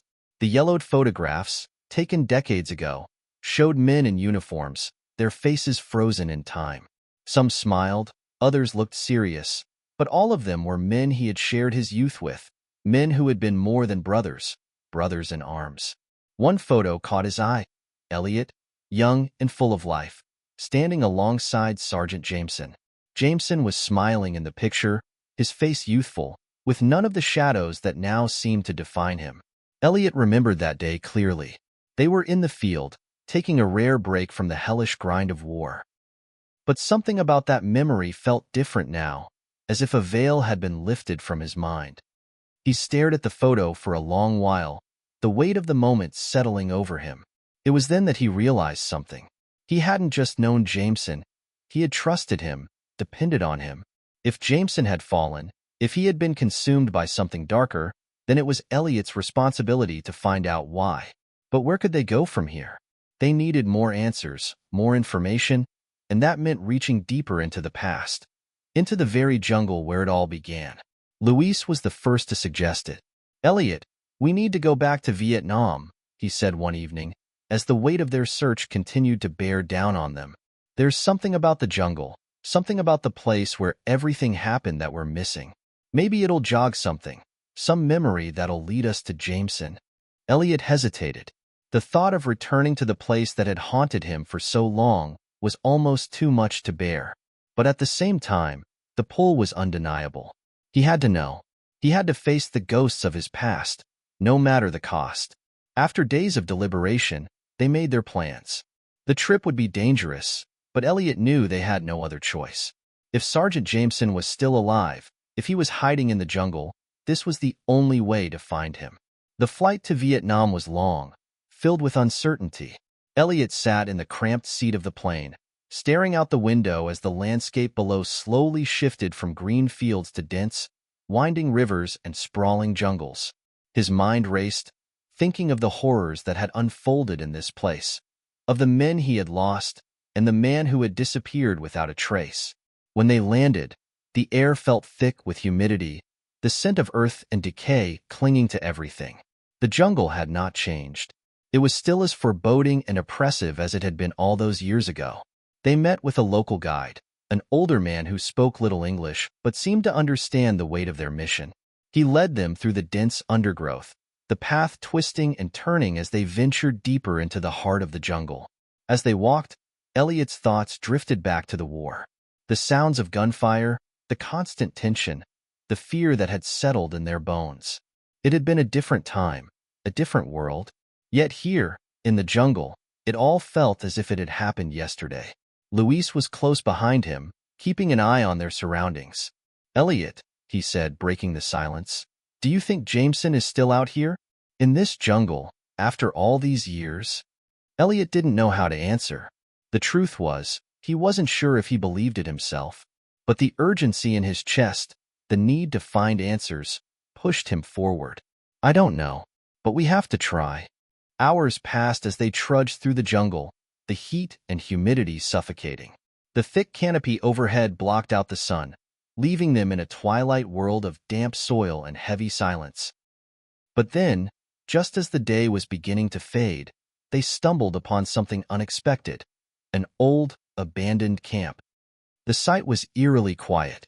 The tents were rotting, the wooden structures falling apart, but there were signs of life. Signs that someone had been here not long ago. Elliot stepped forward cautiously, his hand resting on the hilt of his old army knife. There was something unsettling about the place, a feeling that settled deep in his gut. Luis knelt by one of the tents, brushing aside some overgrown vines. "Look at this," he said, pointing to a set of old dog tags half buried in the dirt. Elliot's heart stopped. He recognized the name immediately. Jameson. It was a chilling moment. They had found a clue. Maybe even the clue that would lead them to the truth. But what did it mean? Why had Jameson been here, in this desolate place? And where had he gone? The sun dipped below the horizon, casting long shadows over the camp. The jungle, once again, seemed to come alive with distant sounds. Crickets, birds, the rustle of leaves. But for Elliot, the world had fallen silent. He held the dog tags in his hand, his mind spinning with the implications. "We're getting close," Louise said quietly. But what do we do next? Elliot stood still, his fingers clenched around the metal. He had come this far. He couldn't turn back now. But the deeper they dug, the more dangerous it became. The truth was waiting for them, just out of reach. As the stars began to emerge overhead, Elliot knew one thing for certain. The journey ahead would reveal more than just the fate of Sergeant Jameson. It would reveal the dark truths of the war they had all fought, the things that no one had ever wanted to acknowledge. As the pieces of the puzzle begin to fall into place, Elliot and Louise are drawn deeper into the past. But the truth they are seeking may be more horrifying than they ever imagined. Will they uncover the secrets that Jameson has hidden away for so long? Or will the jungle claim them as it claimed so many others? The air in the jungle felt suffocating, as though the very atmosphere was closing in on Elliot and Louise. Their discovery of Jameson's dog tags had ignited something, a spark of hope, but also a deep, gnawing sense of fear. They knew they were getting closer, but the closer they came to the truth, the darker it seemed. The night passed uneasily. Elliot barely slept, tossing and turning in his hammock, haunted by memories of his time in the war. The images of his fallen comrades, the sound of gunfire, and the endless fear all seemed to converge in his mind. But one memory stuck out more than the others, the last night he had spent with Jameson before they were separated. It was in a field hospital, and Jameson had been different, shaken, distant. Elliot had tried to talk to him, to reassure him, but Jameson had just shaken his head, refusing to speak of what had happened. Now, as he stood in the decaying camp, holding those dog tags, Elliot couldn't shake the feeling that Jameson had known something. Something that had driven him to disappear all those years ago. And perhaps it was something even darker than the horrors of war.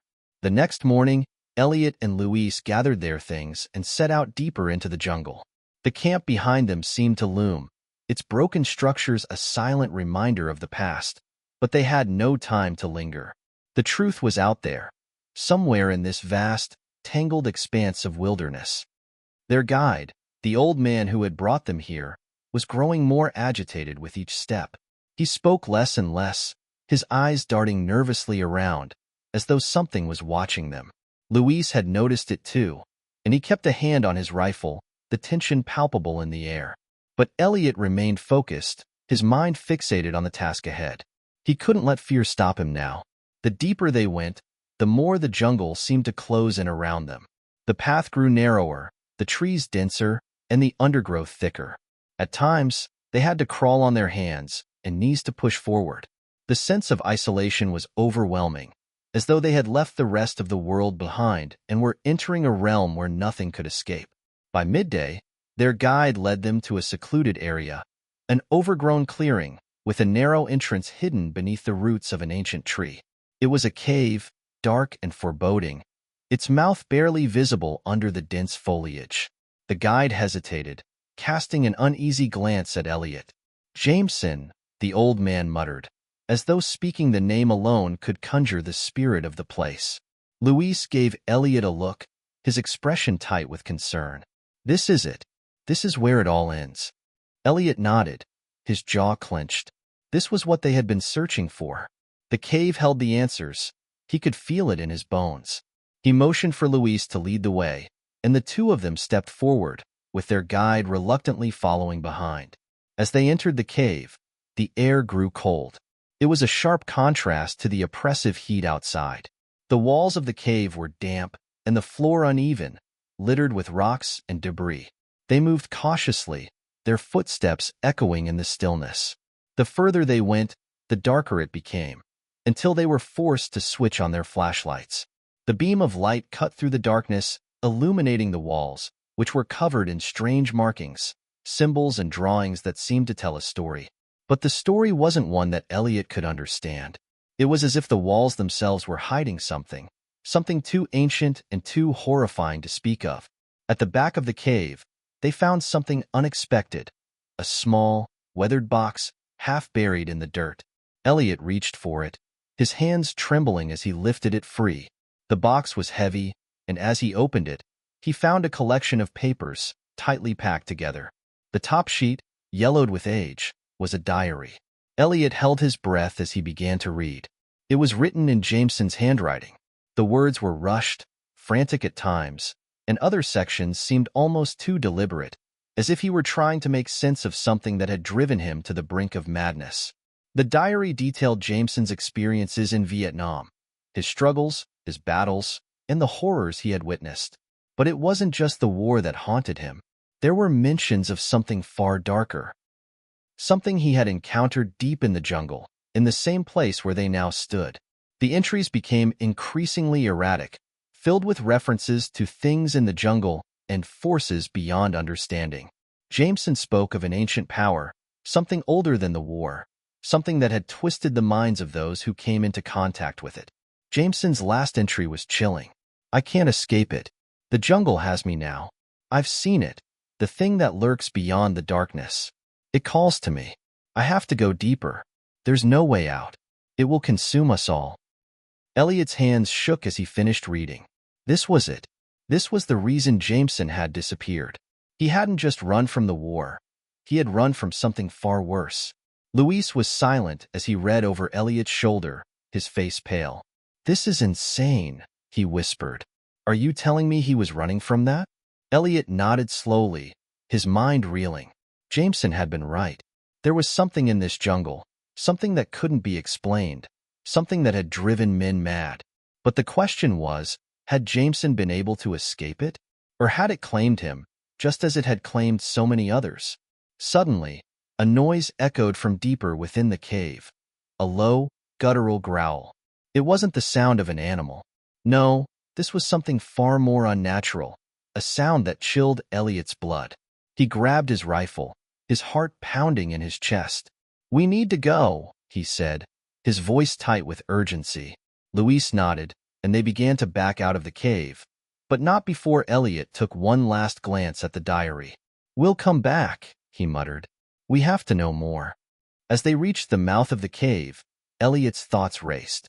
The truth was more horrifying than he could have imagined. And yet, it was clear that the jungle was hiding something far worse than even Jameson had known. Something ancient, something evil. The deeper Elliot and Luis go, the more they uncover the terrifying truth behind Jameson's disappearance, and the more they are drawn into a dark, supernatural force that may be too powerful to escape. What is the jungle hiding? And will Elliot and Luis survive the horrors that lie in wait? Elliot's heart was hammering as he and Luis stumbled out of the cave. The growl echoed in their ears, a reminder that they weren't alone in the jungle. The oppressive silence that followed felt heavier, as though the jungle itself was holding its breath, waiting for them to make the next move. The path back through the dense underbrush felt impossibly long. The air, once stifling, now felt like a blanket of cold, pressing down on them from all sides. Luis moved with his rifle drawn, his eyes scanning the shadows, his every step cautious. Elliot stayed close behind, his mind racing, trying to process everything he had just learned from Jameson's diary. What was this ancient evil? What had driven Jameson to leave everything behind and disappear into the jungle? The question gnawed at him, making it harder to breathe. He had thought the war was the worst thing he could face, but now he wasn't sure. The real battle was just beginning, and it wasn't against men. It was something far darker. As they moved deeper into the jungle, Elliot's thoughts drifted back to the warning Jameson had left behind. The jungle has me now. It will consume us all.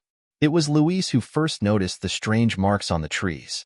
At first, they seemed like nothing more than scratches, but the further they went, the more deliberate and distinct the markings became. Carved symbols, like something out of an ancient ritual, were etched deep into the bark. Luis stopped in his tracks, staring at one of the symbols. It was large, roughly triangular, with what looked like an eye in the center. His face was pale, his hand trembling slightly as he traced the symbol with his finger. Elliot moved up beside him, his brow furrowed. What is it? Luis swallowed hard, his voice low. I've seen this before, not in the war, but back home. In old books. Tribal symbols. Rituals. Dark things. Elliot's pulse quickened. Dark things? Luis nodded slowly, his gaze shifting uneasily around them. This jungle, it's not just the war that's haunted this place. It's something older. something that predates all of us. Before Elliot could respond, the air seemed to change, something heavy and suffocating, as if the jungle itself was alive and watching them. A rustle in the bushes to their left snapped them both to attention, their rifles raised in an instant. But when they looked, there was nothing there, just the endless sea of trees and shadows. Luis's voice was barely a whisper. "We're not alone." They moved quickly, but cautiously, aware now that something was tracking them. The oppressive silence had returned, but this time it was worse. It felt as though the jungle itself was closing in on them, the trees leaning inward, as if to trap them. Every crack of a twig underfoot, every movement in the corner of their vision, made their muscles tense. And then they saw it. A figure, just on the edge of the clearing. It was tall, too tall to be human, with a distorted silhouette that seemed to melt into the shadows. Elliot's breath caught in his throat as the figure moved between the trees, silent as a predator. It had been watching them, waiting for the right moment. Luis fired first, the sharp crack of his rifle shattering the stillness. But the figure vanished before the shot could even land. It didn't retreat. It just disappeared, as if the jungle had swallowed it whole. "Did you see that?" Luis breathed, his voice shaky. Elliot nodded slowly, his throat dry. "Yeah, I saw it. But what was it?" Some part of him wanted to believe it was just their minds playing tricks on them, the stress of the jungle getting to them. But deep down, he knew better. They weren't alone. Something was hunting them, something far older than either of them could understand. The tension in the air grew with every step. The jungle no longer felt like a place of life. It was a maze of shadows, and the deeper they went, the more it seemed to close in on them. The air grew thick with humidity, and every breath felt like it was smothering them. The path became even more treacherous, with fallen trees and tangled vines slowing their progress. Luis moved ahead cautiously, constantly looking over his shoulder, as if expecting the figure to reappear at any moment. Elliot's mind was racing. He couldn't help but think of Jameson's words, "The thing that lurks beyond the darkness." Was this what Jameson had encountered? Was this the force that had driven him to madness and disappeared him into the jungle all those years ago? Elliot glanced back at Luis, his face grim. "We need to get out of here. Whatever it is, it's toying with us." Luis nodded, his grip tightening on his rifle. "I don't think it's just playing with us, Elliot. I think it's testing us." As they continued through the jungle, their surroundings seemed to become even more oppressive. The trees were denser, the air thicker, and the shadows deeper. It felt as though the very landscape itself was alive, pressing in on them from all sides. And then, just when they thought they couldn't go any further, they found it. A clearing, untouched by the surrounding jungle. In the center was a stone altar, overgrown with vines but still unmistakable, a structure built for rituals. Around it, the same symbols they had seen carved into the trees were etched into the stone. This was it, the heart of the jungle's ancient evil. The place where the thing Jameson had spoken of had first revealed itself. Elliot's heart raced as he stepped forward, his eyes scanning the altar. There was something wrong about it. A feeling of malevolence hung in the air, thick and palpable. Luis stepped up beside him, his voice barely a whisper. "What is this place?" Elliot's throat tightened as he realized what they were looking at. A shrine to whatever dark force lives in this jungle. Luis looked at him, his eyes wide with fear. "This is what Jameson was trying to escape from, isn't it?" Elliot nodded grimly. "And this is what we're up against now."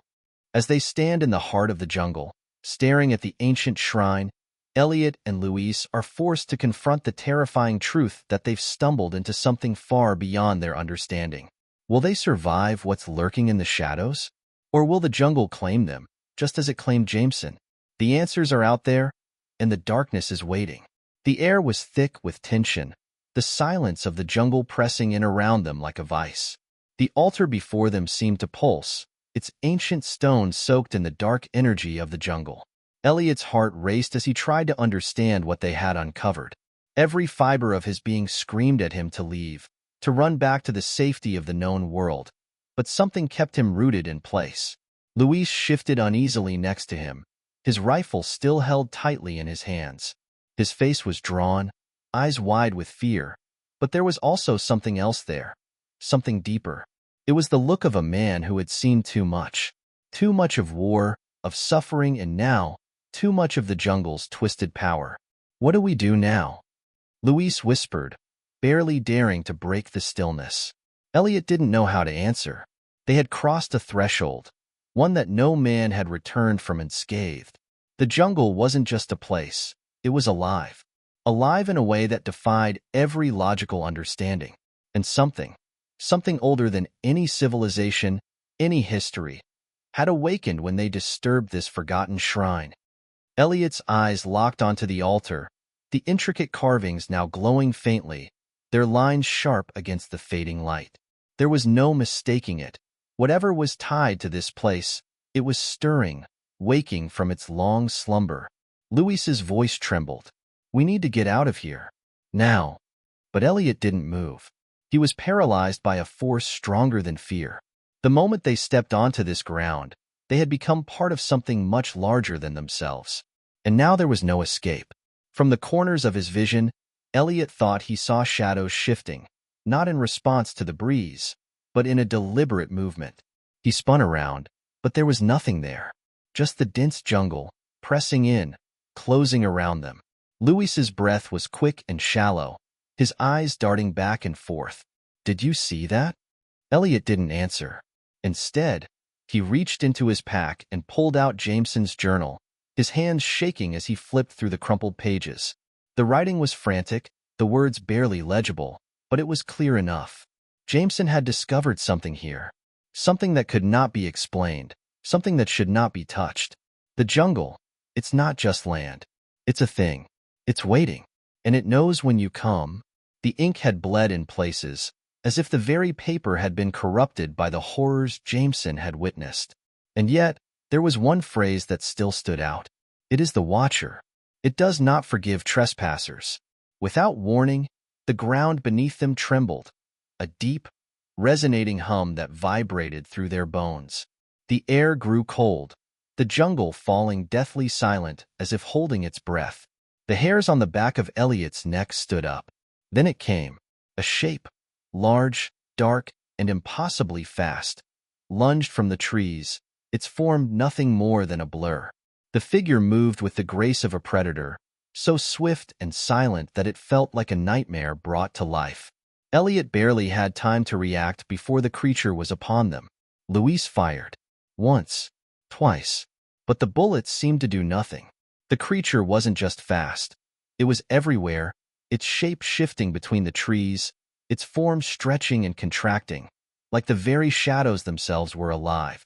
Elliot grabbed Luis's arm, pulling him backward. "Get to cover."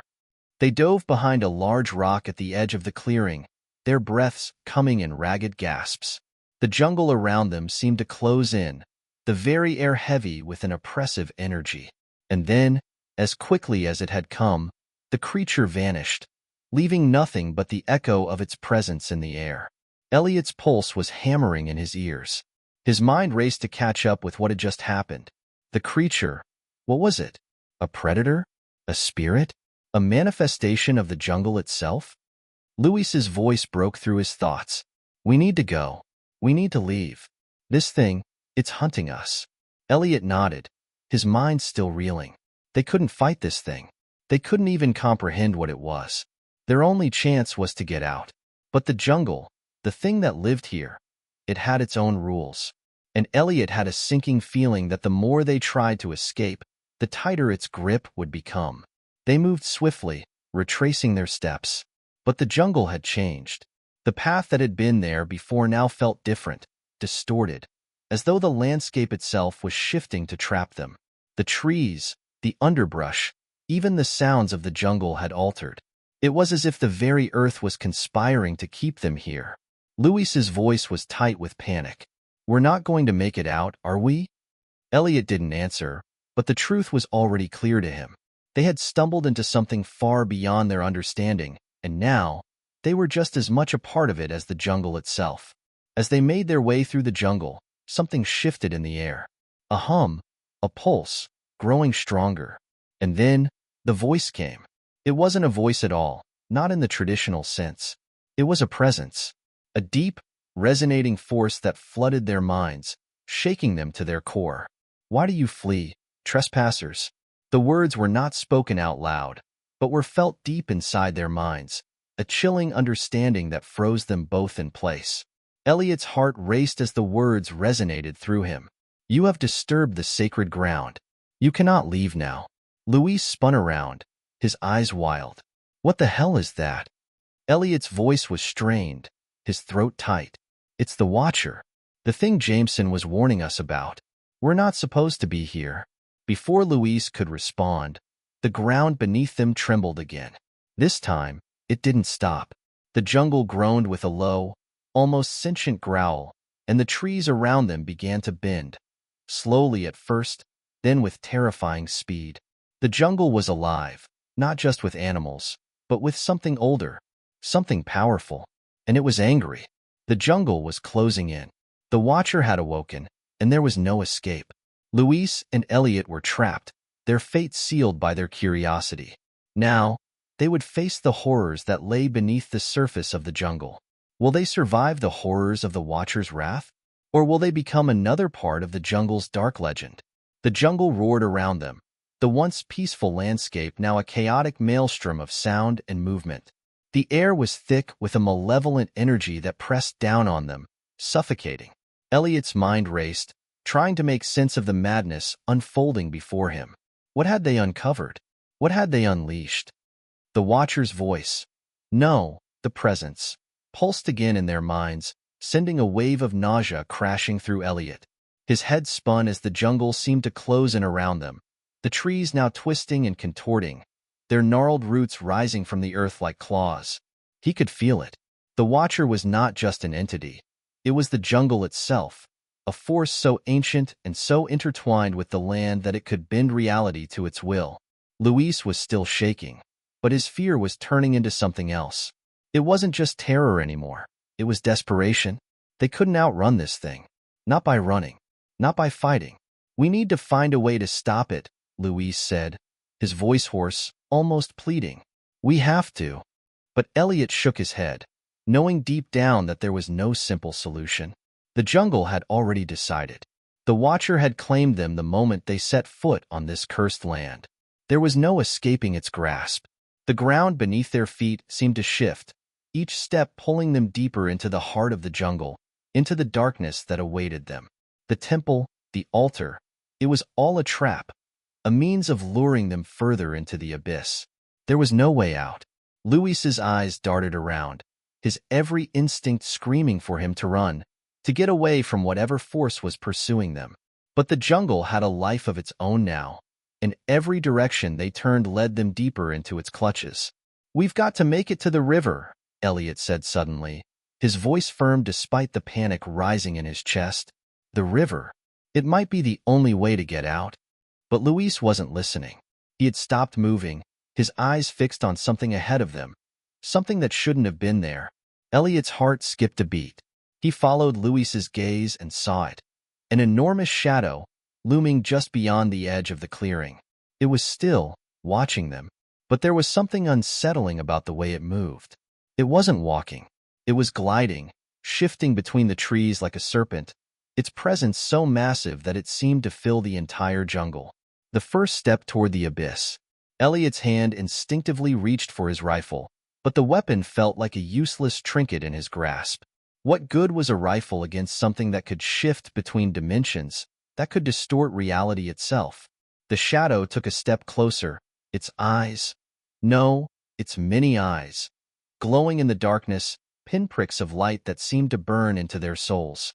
Elliot could feel the weight of its gaze, heavy and suffocating. It was waiting for something, waiting for them to make the first move. Luis backed up, his breath coming in ragged gasps. "What is it? What do we do?" Elliot didn't have an answer. All he knew was that they couldn't stay here. The Watcher wasn't just a creature. It was something that transcended time, an entity so old and so powerful that it defied the natural order. And now, it was hungry. Elliot's mind raced. Jameson's journal. There had to be something in there. Some last-ditch hope that could save them. He fumbled through his pack, pulling out the crumpled pages, his hands trembling as he scanned the writing. There was one part of the journal that stood out, something that Jameson had written in his final days. It is not enough to destroy. You must leave the land. Only by severing the connection can you escape. The jungle is not just a place. It is a tether, an anchor to the void. If you destroy the anchor, you will sever its hold. Jameson's words echoed in his mind. The key wasn't to fight the Watcher. It was to destroy the altar, to sever the connection between the jungle and the void. Elliot's pulse quickened. They had to return to the temple. They had to destroy the altar. We have to go back, Elliot said, his voice urgent. Luis looked at him, his expression a mixture of fear and confusion. What? Are you crazy? That thing. We have to destroy the altar, Elliot interrupted. It's the only way. For a moment, Luis didn't respond. His eyes were still locked on the shadow, which had begun to move closer, its form more distinct now. A grotesque mixture of human and animal, its many limbs twitching with each step. Finally, Luis nodded. Let's do it. I don't want to die here. Together, they sprinted toward the jungle's heart, pushing through the thick underbrush, the air growing colder with each step. Behind them, the jungle seemed to stir, the trees groaning as the Watcher's presence followed them. As they reached the temple, the air grew thick with an unnatural stillness. The altar stood before them, its stone surface pulsing with the same eerie light as before. It was waiting for them, but this time, Elliot was ready. He grabbed the nearest stone and smashed it against the altar. The force of the impact sent a shockwave through the ground, the earth trembling beneath their feet. But it wasn't enough. They had to break it, completely. Luis joined in, grabbing a large branch from the ground and slamming it into the altar. The light flickered, the pulse growing stronger, as if the altar was fighting back. But they didn't stop. With one final, desperate effort, Elliot struck the altar one last time. The stone cracked, a deep, resounding sound that echoed through the jungle like thunder. The pulse of energy grew intense, then, suddenly, stopped. The jungle fell silent. The Watcher's presence vanished, the oppressive weight lifting from the air. The trees stopped shifting, the shadows no longer moving. The jungle, once alive with malevolent energy, returned to its stillness. Elliot and Luis stood, panting, in the aftermath. The altar was destroyed, the connection severed. The jungle had been quieted, for now. Luis turned to Elliot, his face pale but relieved. Is it over? Elliot didn't answer immediately. He looked around, sensing the presence that still lingered, the dark eyes that watched from the edges of the jungle. No, he said finally. It's not over. But we bought ourselves some time. They had survived the Watcher, but they weren't out of the woods yet. The jungle still held its secrets, and somewhere, deep within its heart, something still watched, waiting. Will Elliot and Luis truly escape the jungle's grasp, or has their destruction of the altar merely triggered something worse? What other horrors lie hidden beneath the surface? The morning sun filtered through the canopy in soft beams, casting long shadows on the ground below. The air felt lighter, but the sense of unease still clung to Elliot and Luis like a second skin. It had been hours since they destroyed the altar, and yet, the jungle hadn't fully surrendered. It was as though the land itself was mourning the loss of the entity it had housed for so long, its grief palpable in every rustling leaf and shifting branch. They had made their way back to the edge of the jungle, where the river flowed with a steady, soothing current. But despite the quiet, the peace felt fragile, like a dam about to burst. We should leave, Luis said quietly, as they sat by the riverbank, his gaze distant. His voice was hoarse from the fear and the endless running, but there was something in his eyes, a hint of disbelief, a question that lingered unanswered. We should go back to the city. Forget this ever happened. Elliot's hand tightened around the rifle, his mind still processing the events of the past day. He could still hear the whispers in his head, the dark presence that lingered at the edges of his thoughts. It wasn't gone. It had only retreated. I'm not sure we can leave, Elliot replied, his voice grave. Not yet. Luis turned to him, confusion in his eyes. What do you mean? The Watcher's gone, isn't it? Gone? Elliot echoed, shaking his head. No, it's still here. It hasn't left. It's inside us now. Luis's eyes widened in fear. Inside us? Elliot nodded slowly. When we destroyed the altar, we severed its connection to the jungle, but the jungle is still connected to us. The Watcher's influence, it's too deep. It's not just a creature. It's a force, a part of this land, a part of this world. Luis swallowed hard, his pulse quickening. Then what the hell are we supposed to do? As if on cue, a sudden wind swept through the trees, rattling the leaves with a haunting, almost melodic sound. The wind didn't feel natural. It wasn't the gentle breeze of a jungle morning. It was the breath of something unseen, something waiting. We can't stay here long, Elliot said, rising to his feet. The Watcher won't let us. We need to find out what's really going on here. Luis looked up at him, frustration building in his chest. What do you mean? We already destroyed the altar. Isn't that the end of it? It's the beginning of it, Elliot replied, his voice hardening with resolve. The jungle's curse doesn't end with the altar. It's deeper than that. We need to understand it, where it comes from, how it works, and most importantly, how we can escape it. Luis followed Elliot's gaze, staring out at the winding river. He could see the unease in Elliot's posture, the tension that ran through his every movement. He understood now that this wasn't just about survival anymore. It was about understanding something far older, something far more dangerous than either of them had anticipated. Elliot pulled out Jameson's journal, the pages now weathered and torn from their journey. The journal had been their guide, their only source of understanding in this cursed place. He had read through it over and over, searching for answers. But even now, something in its pages didn't add up. There's something missing, Elliot murmured, more to himself than to Luis. Jameson knew more than he let on. He didn't just stumble upon this jungle. He was looking for something. Luis glanced over at the journal, squinting at the faded ink. What do you mean? It's all right here. No, Elliot said, shaking his head. This isn't everything. Jameson was hiding something. He came here for a reason, but he wasn't looking for just an ancient evil. He was after something specific. Luis frowned. Like what? I don't know yet, Elliot replied, but we're going to find out. With the decision made, they began moving deeper into the jungle once again. Their path was more cautious now, the weight of their previous experiences pressing on their shoulders. Each step felt heavier than the last, as if the jungle itself was watching, waiting for them to make the wrong move. As they approached the remnants of the temple, they noticed something different. The air felt charged, like before, but this time, it wasn't just the jungle reacting. It was as though something had been disturbed.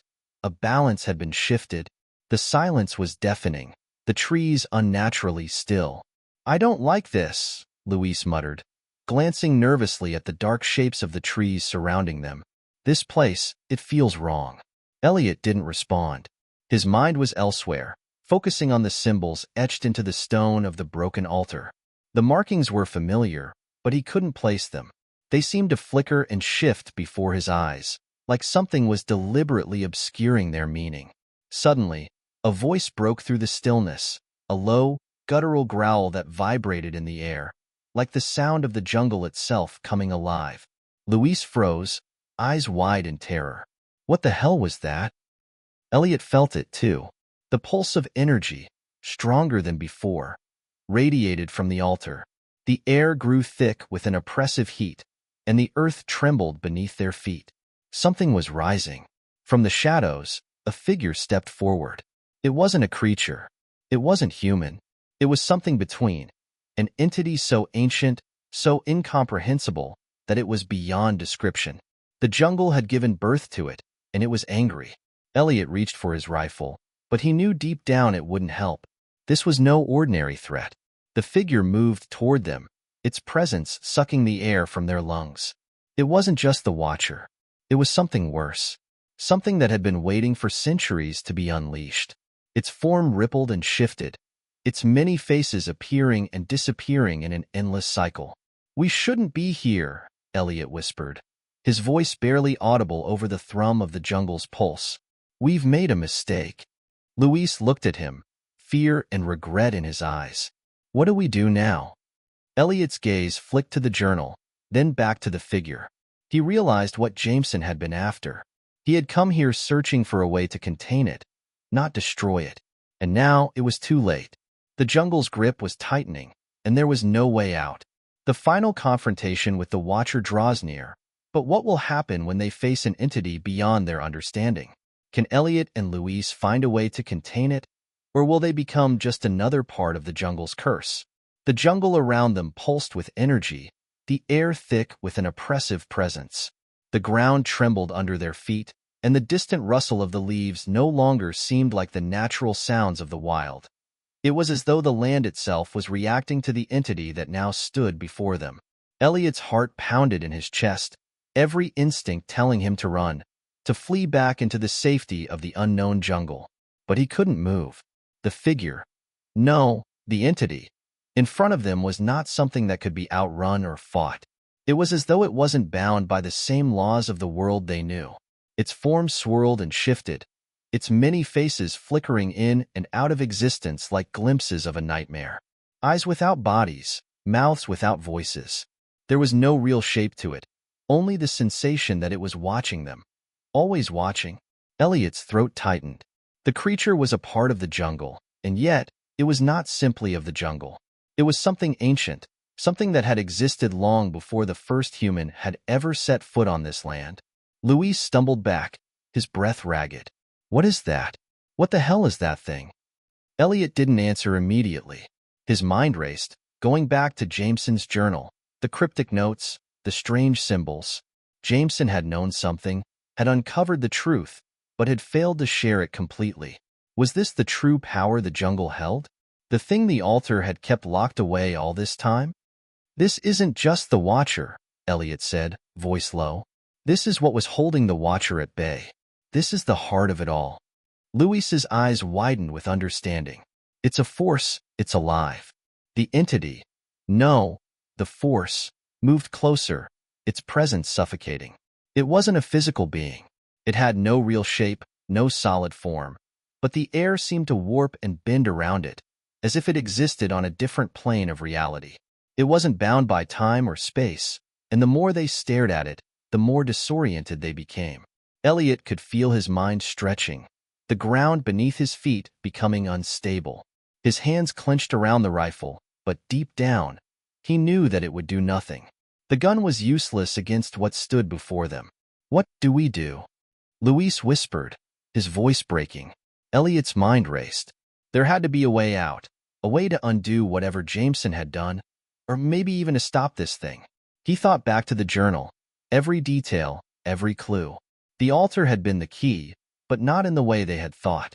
The altar hadn't been a place to destroy the entity. It had been a place to contain it. Jameson was trying to bind it, Elliot said, the words dawning on him as the pieces fell into place. The ritual he started, it wasn't meant to end the Watcher. It was meant to contain it. He didn't want to destroy it. He wanted to control it. Luis shook his head, still not fully understanding. But it's too powerful. How could anyone control that? We can't, Elliot replied, his voice steady despite the fear gripping him. But we can stop it from escaping. Luis looked around, as if expecting some sort of escape to reveal itself. Stop it how? Elliot's gaze shifted back to the journal. The final pages. The ritual. Jameson had written about an artifact, a relic that could anchor the power of the jungle and the entity itself. If they could find it, it might be the key to sealing this nightmare once and for all. The artifact, Elliot murmured, pulling the journal closer. Jameson wrote about it near the end, an object buried deep in the heart of the jungle. It was supposed to be the final step, the piece that would complete the ritual. Luis looked at him, desperation written all over his face. Where? Where is it? Somewhere in the ruins, Elliot said, glancing back at the jungle surrounding them. We need to find it. If we don't, this thing will continue to grow, continue to feed off the land. And it won't stop until it's completely free. Luis's face hardened with resolve. Then let's find it. Without another word, the two men began to move, their path now set. The jungle, once a tangled mess of confusion and fear, now seemed even more oppressive. Every rustling leaf, Every crack of a twig underfoot felt amplified, as if the jungle itself was watching them. They made their way deeper into the ancient ruins, following the faint markings in Jameson's journal, hoping they would lead them to the artifact that could save them. But the deeper they went, the more the land seemed to fight against them. The earth itself was shifting, almost as if trying to push them back, to prevent them from uncovering the truth. Elliot and Luis pressed on, ignoring the signs of the land's resistance. The ruin grew darker, the air heavier. Time felt distorted here. Every step forward seemed to take them further into the unknown, into the heart of the jungle's deepest secrets. Finally, after what felt like an eternity, they reached the heart of the ruins. There, in a small chamber shrouded in darkness, lay a stone pedestal. On it, an object glowed faintly, an orb, small but pulsing with an unnatural light. It was the artifact, and it was just as Jameson had described. But as Elliot stepped forward to take it, the air around them thickened, and the presence of the entity grew stronger. The ground beneath them cracked open, and from the darkness of the jungle, tendrils of shadow began to emerge, wrapping around their legs. Luis reached for Elliot's arm. "We have to hurry." Elliot nodded, pulling the orb from its pedestal. The moment his fingers touched it, the ground shuddered violently, and the air seemed to split open. The jungle screamed, and then everything went black. The jungle's final secrets are about to be unleashed, but will the orb be enough to stop the entity from breaking free, or has Elliot and Luis's fate already been sealed? The battle is far from over, and the end is closer than they realize. Stay tuned. The world had gone silent. Elliot's eyes fluttered open, and he felt as if he were waking from a long, disorienting dream. The overwhelming darkness pressed in on him, thick and suffocating. For a long moment, he wasn't sure if he was even still alive. But then, the faintest sliver of light broke through the blackness, and he gasped, drawing in a ragged breath. The jungle had stopped moving. No more rustling leaves, no more distant howls or whispers of wind. Everything was still. Elliot struggled to his feet, his body aching from the force of the tremor that had sent him into unconsciousness. He looked around, the faint glow of the artifact still pulsing weakly in his hands. Luis was beside him, equally stunned but alive, shaking his head as if trying to clear the fog that clung to his mind. What happened?" Luis asked, his voice hoarse. Elliot didn't have an answer. He tried to speak, but his throat felt dry, as if the air itself had turned to dust in his lungs. The orb was still in his hand, its glow dim but present, and he could feel the power within it, an ancient, almost magnetic force. "This is it," Elliot muttered, staring at the orb. "We've done it." Luis frowned, his eyes scanning the stillness around them. "But it's not over, is it?" Elliot's heart sank. He couldn't answer, because deep down, he knew that the worst was yet to come. The jungle was quiet now, but that wasn't a sign of peace. It was a sign that something much darker was stirring beneath the surface. The entity had not been defeated. It had only been momentarily contained, and the price of that containment was still unknown. Elliot lifted the orb higher, staring at its glowing surface. He had no idea what would happen next, but the journal had been clear about one thing. Once activated, the artifact would either seal the entity within the jungle forever, or free it entirely. There was no middle ground, and as the pulse of energy within the orb began to intensify, Elliot felt it, the shift in the atmosphere. The oppressive force that had seemed to retreat was now pushing back, clawing at the walls of the invisible prison they had inadvertently created. The ground beneath them trembled, and the air thickened with a stifling pressure, as if the jungle itself was holding its breath. Luis looked around, his face pale. What the hell is happening? Elliot didn't know, but he could feel the change. The jungle wasn't just an environment anymore. It was a sentient thing, a living entity that was tied to the very core of the force they had tried to contain. And as that force surged, Elliot could hear whispers in his mind, whispers of promises and threats. "You think you can stop me?" The voice was not a voice at all, but a presence, a thought, implanted directly into his brain. "You think you can control what has been here since the beginning of time?" Elliot's breath caught in his throat. He dropped to his knees, clutching the orb tighter, as the entity's presence pressed down on him with unbearable weight. Luis staggered back, his eyes wide with fear. Elliot, what's happening? What did we do? The orb's glow flickered, and for a brief moment, Elliot saw something beyond the physical. An endless void, a chasm that stretched out infinitely. In that space, the entity's many faces shifted and reformed, each one more terrifying than the last. There were no eyes, no mouths, just swirling darkness that reached out toward him. I am eternal, the presence whispered again. I am the land, and the land is me. You cannot trap me. You cannot control me. Elliot's fingers tightened around the orb, fighting against the overwhelming power that sought to break him. But something shifted inside him. He remembered the journal's final entry, the warning about the cost of using the artifact. It wasn't just a key to containment, it was a tether, and its use would require a sacrifice. A final bargain. Elliot stood, his body shaking from the sheer force of the entity's will. I don't want to control you, he said, his voice rough but steady. I just want to stop you. I want this nightmare to end. For a moment, there was silence. The air grew still again, as if the jungle itself was holding its breath.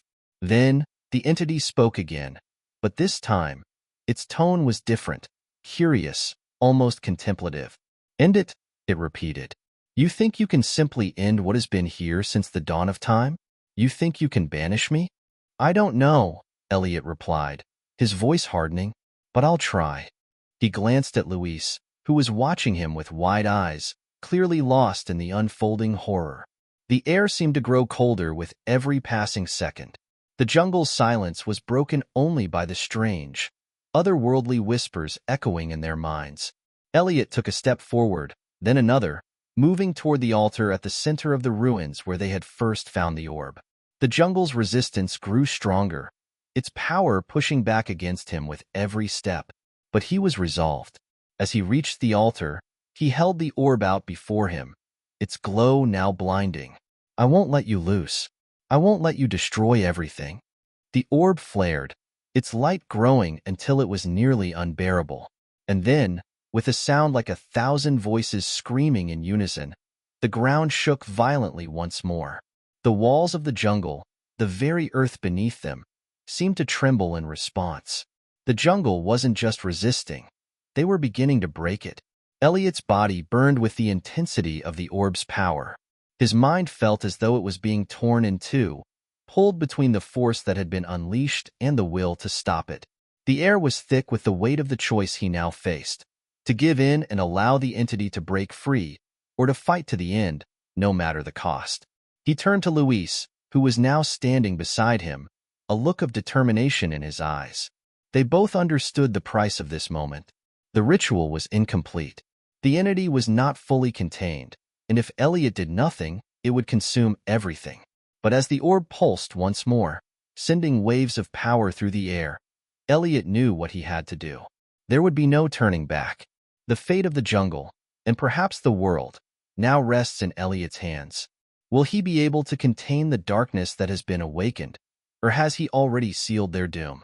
The jungle roared to life once more, the earth beneath them shaking with the violent tremors of something ancient awakening.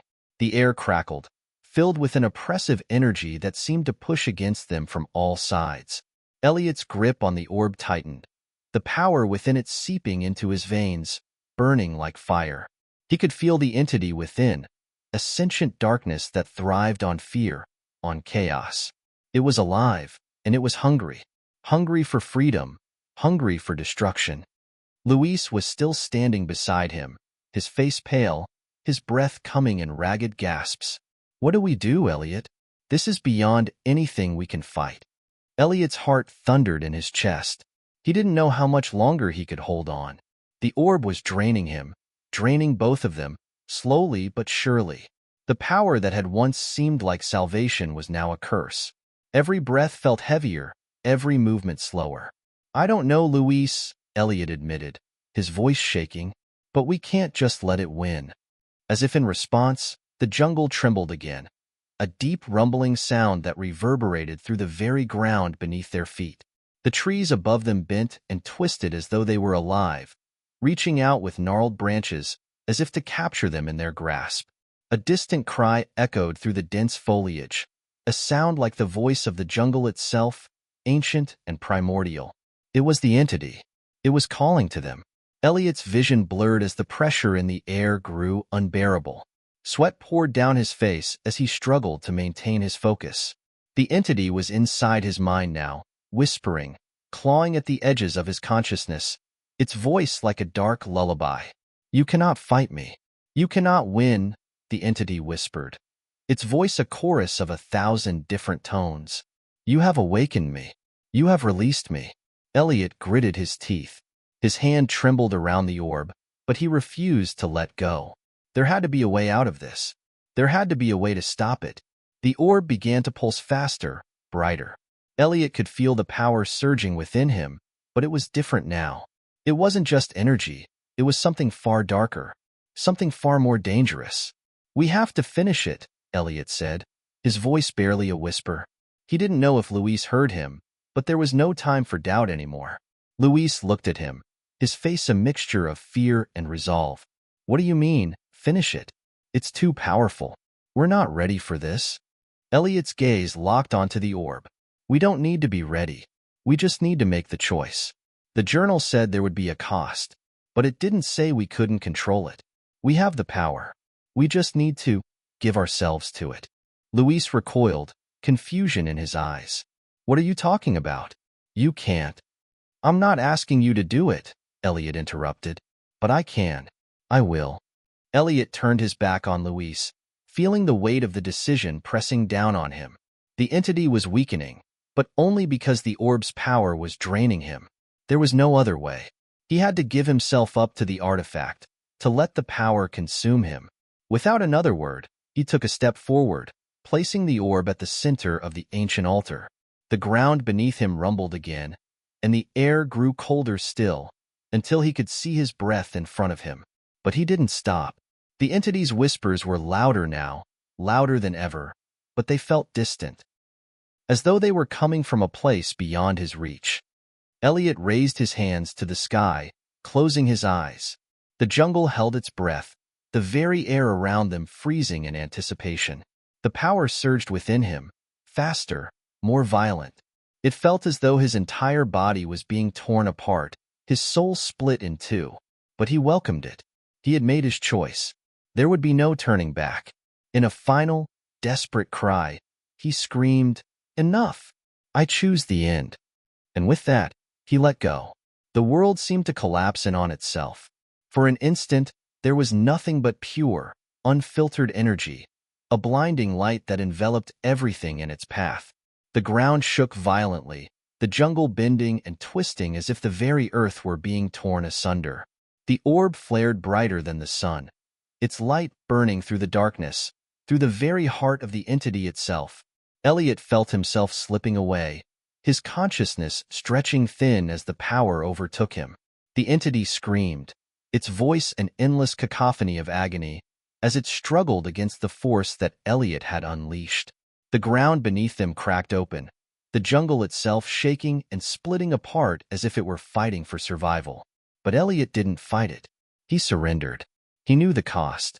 He knew what would happen when the artifact's power was unleashed in full.